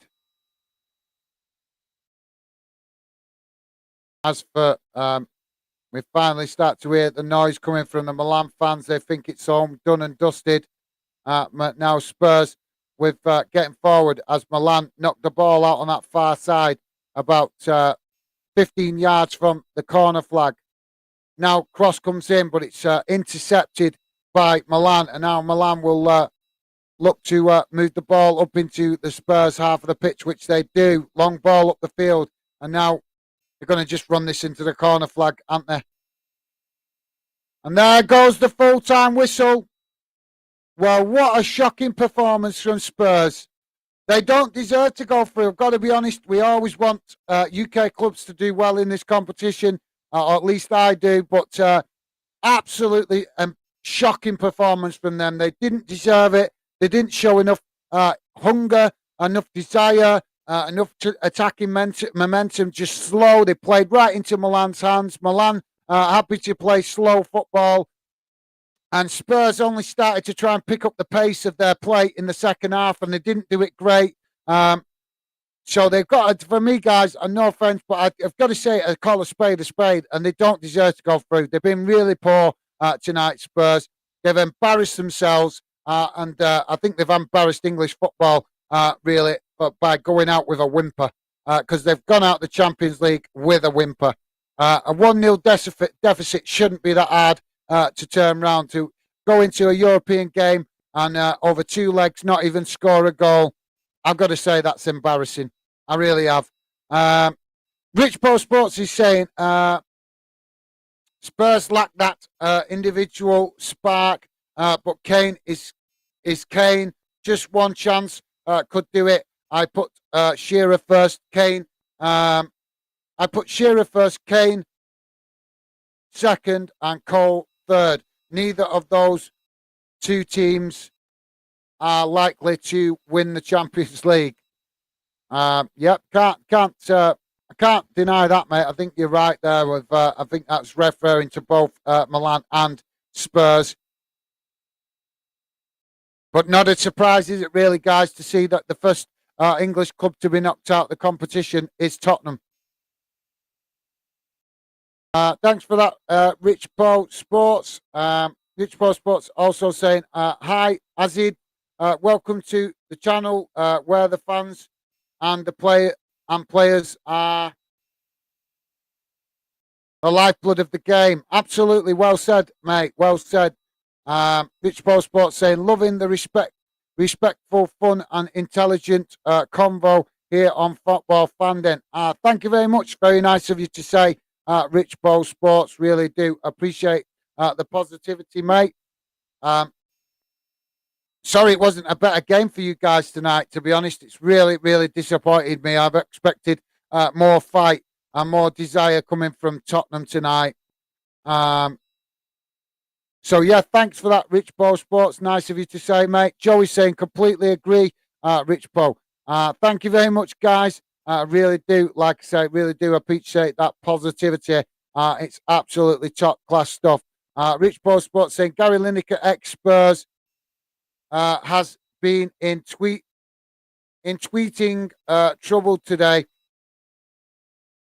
Should sports and politics mix? I thought this was a freedom of speech country.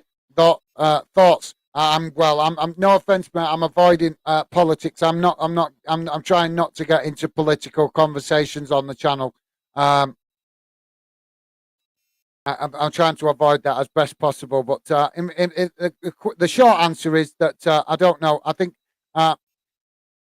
I'm not a big fan of FIFA saying that governments can't have their opinion on their own football league. We're having a battle at the minute with the British government wanting to have an independent body to introduce into football, and FIFA not liking it. And who cares what FIFA say? They're a corrupt organisation, and we need a massive overhaul of FIFA. In fact, I don't even think we need an overhaul. I think FIFA should be closed.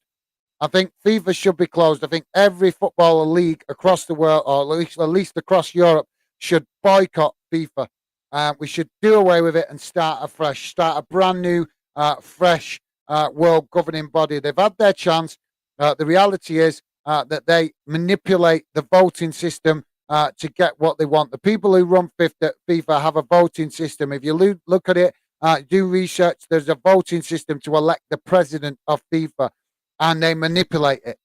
So for me, you can't have FIFA saying that politics can't come into it when they're playing politics. They are playing politics. You look at FIFA and what they get up to, they play politics. So they can't tell other countries, football leagues, that they can't have political influence or political interference in the league when they're playing politics. It's kettle calling pot. It's hypocritical for them to say what other countries. Football associations can and can't do when they're doing it themselves. But yeah, that's all I'm going to say about that, mate. But thanks for that. Rich Bo Sports also saying play acting, not a fan of that. It's not EastEnders or Conte. I like that. It's not EastEnders. That's a great way to express it, that, mate. Thanks for that, Rich Bo. Joey saying laugh out loud. Yeah, they like to preach freedom of speech, but they are chipping away at it. Absolutely, I do agree with that. The politicians are lying about freedom of speech. They're claiming we are living in a free country with freedom of speech, but then they're making laws to suppress freedom of speech. So we'll leave it at that, because like I said, I don't want to get into the political aspects of it, but you guys are absolutely right. Joey's saying laugh out loud. I like that.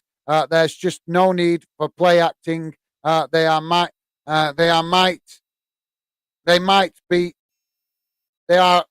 I think that's meant to be right to be professional. Oh, they're meant to be professional. Yeah, absolutely. Well said, Joey. Cannot I agree with that anymore. You worded it perfectly, mate. They're meant to be professional. They should behave professional. So absolutely spot on with that. Rich Post Sports saying, yes, they meant to be professional footballers, not Bob Hoskins actors. Yeah, that's a good point. Vijay, I'm reading that. Vijaku Kuma, apologies if I am not pronouncing your name correctly, mate. But welcome to Football Fandom UK. Great to have you with us. Vijak Biak. Um, Bijakuma. I'm not. Apologies if I'm not pronouncing it correctly, mate. But yes, hi. Welcome to Football Fan Den. Always great to see new fans come and get involved. So welcome to the show, mate. Great to see you. And like I say, welcome to Football Fan Den. Let us know what club you support, mate. And would love to know, hear from you with regards to the club that you support and your thoughts on this game if you've been watching it. Joey's welcoming Bajakuma. I think he's just put hi because he can't. It's a bit of a mouthful, that name, isn't it, mate? So, yeah, thanks for that. Guys, just going to quickly give you an update on the games around the grounds. As I said, the other game in the Champions League tonight has finished Bayern Munich 2, Paris Saint-Germain 0. That finished 3-0 on aggregate. So Paris Saint-Germain with another failed European competition campaign. And I can't say I'm not happy about that because, like I say, I'm not impressed with trying to buy the Champions League. It doesn't work like that. In the Scottish Premiership, it's finished Celtic 3, Hearts of Midlothian 1, Hibernian 1, Rangers 4, Livingston 1, Dundee United 1. So Dundee United managing to level the score and get a point out that game. Will that help them start to climb up the league and get more points on the table? Obviously, Dundee United sitting bottom of the Scottish Premiership. And Hibs and Hearts had a reasonably good start to the night, but eventually, as I expected, they've ended up falling at later in the game and conceding more goals, and they find themselves both on the end of defeats to the Glasgow clubs. I would love to see that flip round, but unfortunately, it's not to be at the moment.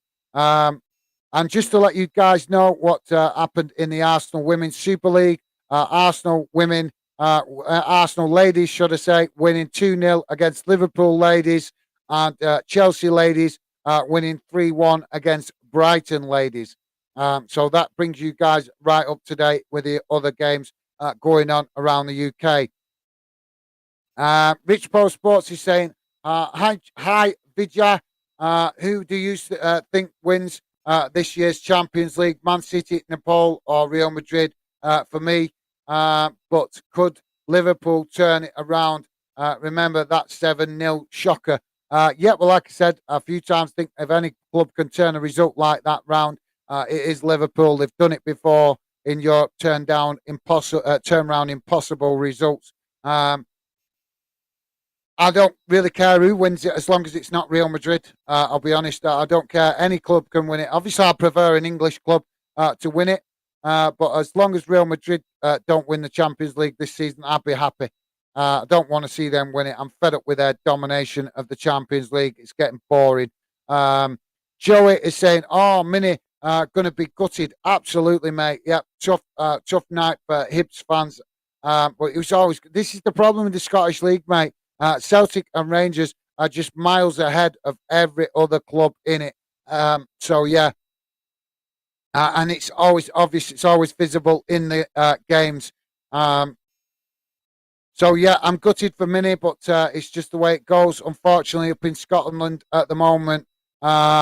Rich Post Sports saying, oh, how can I forget Bayern? Question, what can Scottish clubs do to compete in Europe? Well, I've been asking that question for quite a while. I think Celtic and Rangers help. Rangers, I can't blame Rangers. Rangers doing better. Rangers since they've come back to European football. Yes, all right, they didn't do well this year, but let them cut them a bit of slack. It was their first time back in Champions League for I don't know, probably maybe 15, 20 years. Whereas Celtic have had a lot more European experience.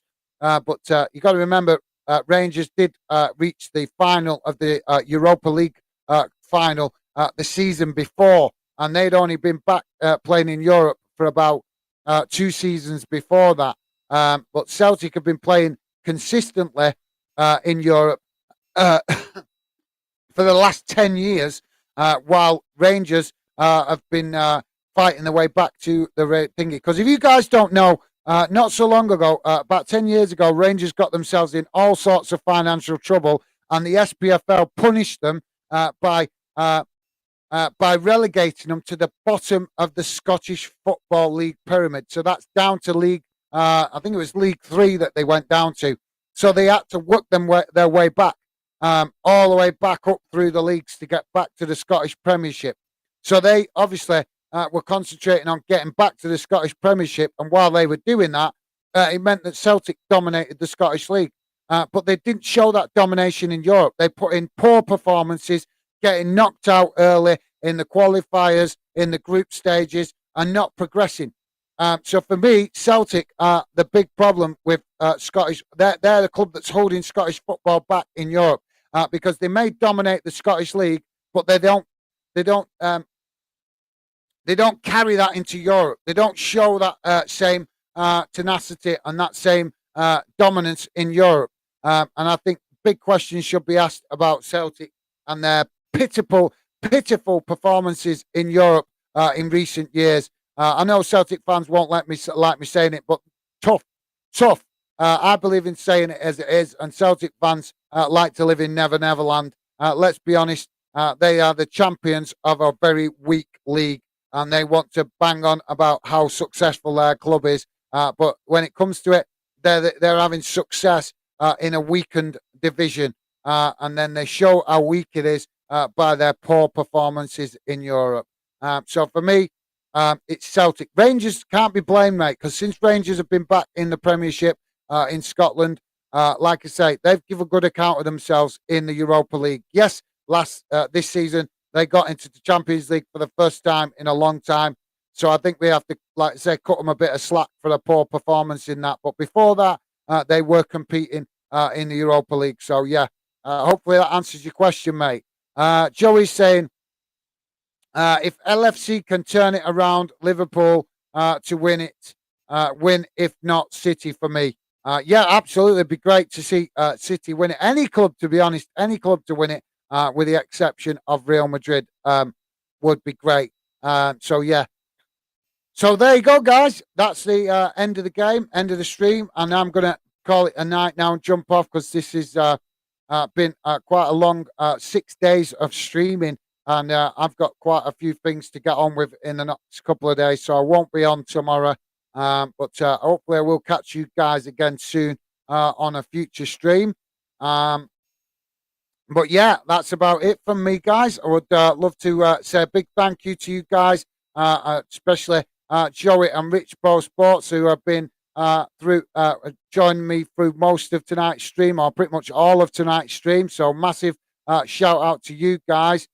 Really do appreciate the positivity. But if you've got any final comments, please do drop them in now before I jump off. Would be great to hear from you. But like I say, want to get off. Last two nights, all the streams have gone on for considerably longer.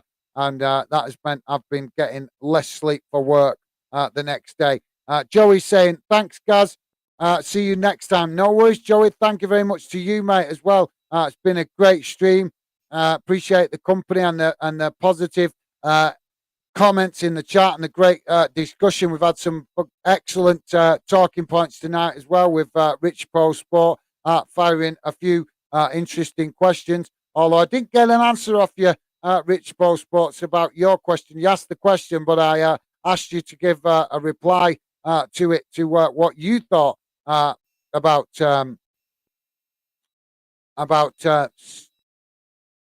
I've forgotten which question. You fired a few questions at me now, so I can't remember which question I actually asked you to answer yourself as well. But not to worry. Rich Bo Sports is saying the Spurs fans will be calling for Conte to go. The radio phone-ins will be buzzing. Are you fans of the fans calling for heads to roll? Good night, guys. Top work on a poor game. Thank you very much, Rich Bo Sports. Really do appreciate that. And yeah, absolutely, mate. Big fan of call-ins. Like I say, maybe something we introduced into the Fandom project at a later date.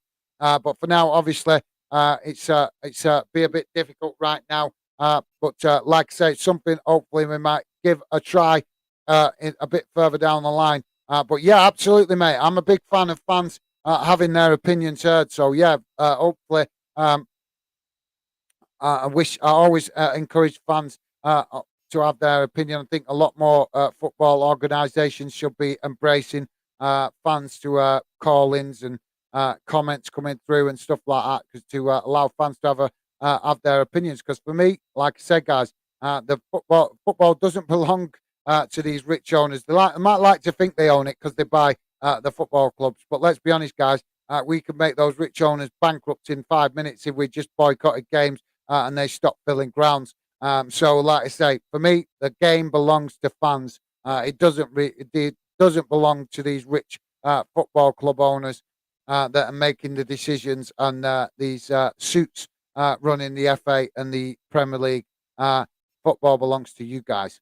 So yeah, thank you very much for that, Rich Ball Sports. Been great having you involved tonight, and yeah, hopefully I'll see you again soon. And like I said, I'm sure it'll be interesting listening to the call-ins later. Willie Hardmeet, how's it going, mate? Welcome to the show. Willie Hardmeet saying, I'm saying nothing. No worries, mate. No worries. Good win for your team, Rangers, tonight. So I'm sure you're buzzing. Bit harsh on Hibernian, to be fair, after competing quite well in the early stages. But obviously, Rangers' strength told in the end. So yeah, I'm sure you're buzzing with that result, mate. Right, I'm going to make this the last comment now, guys, because I really want to get off at a decent time tonight. Rich Paul Sports saying Super Leagues are out of order. England can win Euro 2024 if Gareth is brave. Get a cuppa. I'll check your messages. Night Joey and Night Joey. One and all. Nice one, Rich Bowl Sports. Really do appreciate the positivity, mate.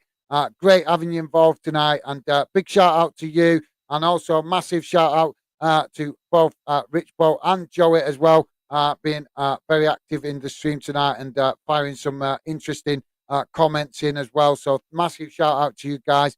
Really do appreciate the positivity and the great conversation in the chat. So enjoy the rest of your evening, guys. Stay safe. Look after yourself. Hopefully, I will see you guys soon on future streams. Like I say, won't be doing any Europa League tomorrow because I've got some personal stuff and I need to crack on with. But I will be back soon with another live stream, and hopefully you guys will join me then. But for now, guys, that's it from me. Take care. Enjoy the rest of your evening. Stay safe. Look after yourself. And hopefully, I look forward to speaking to you guys again soon. Bye for now.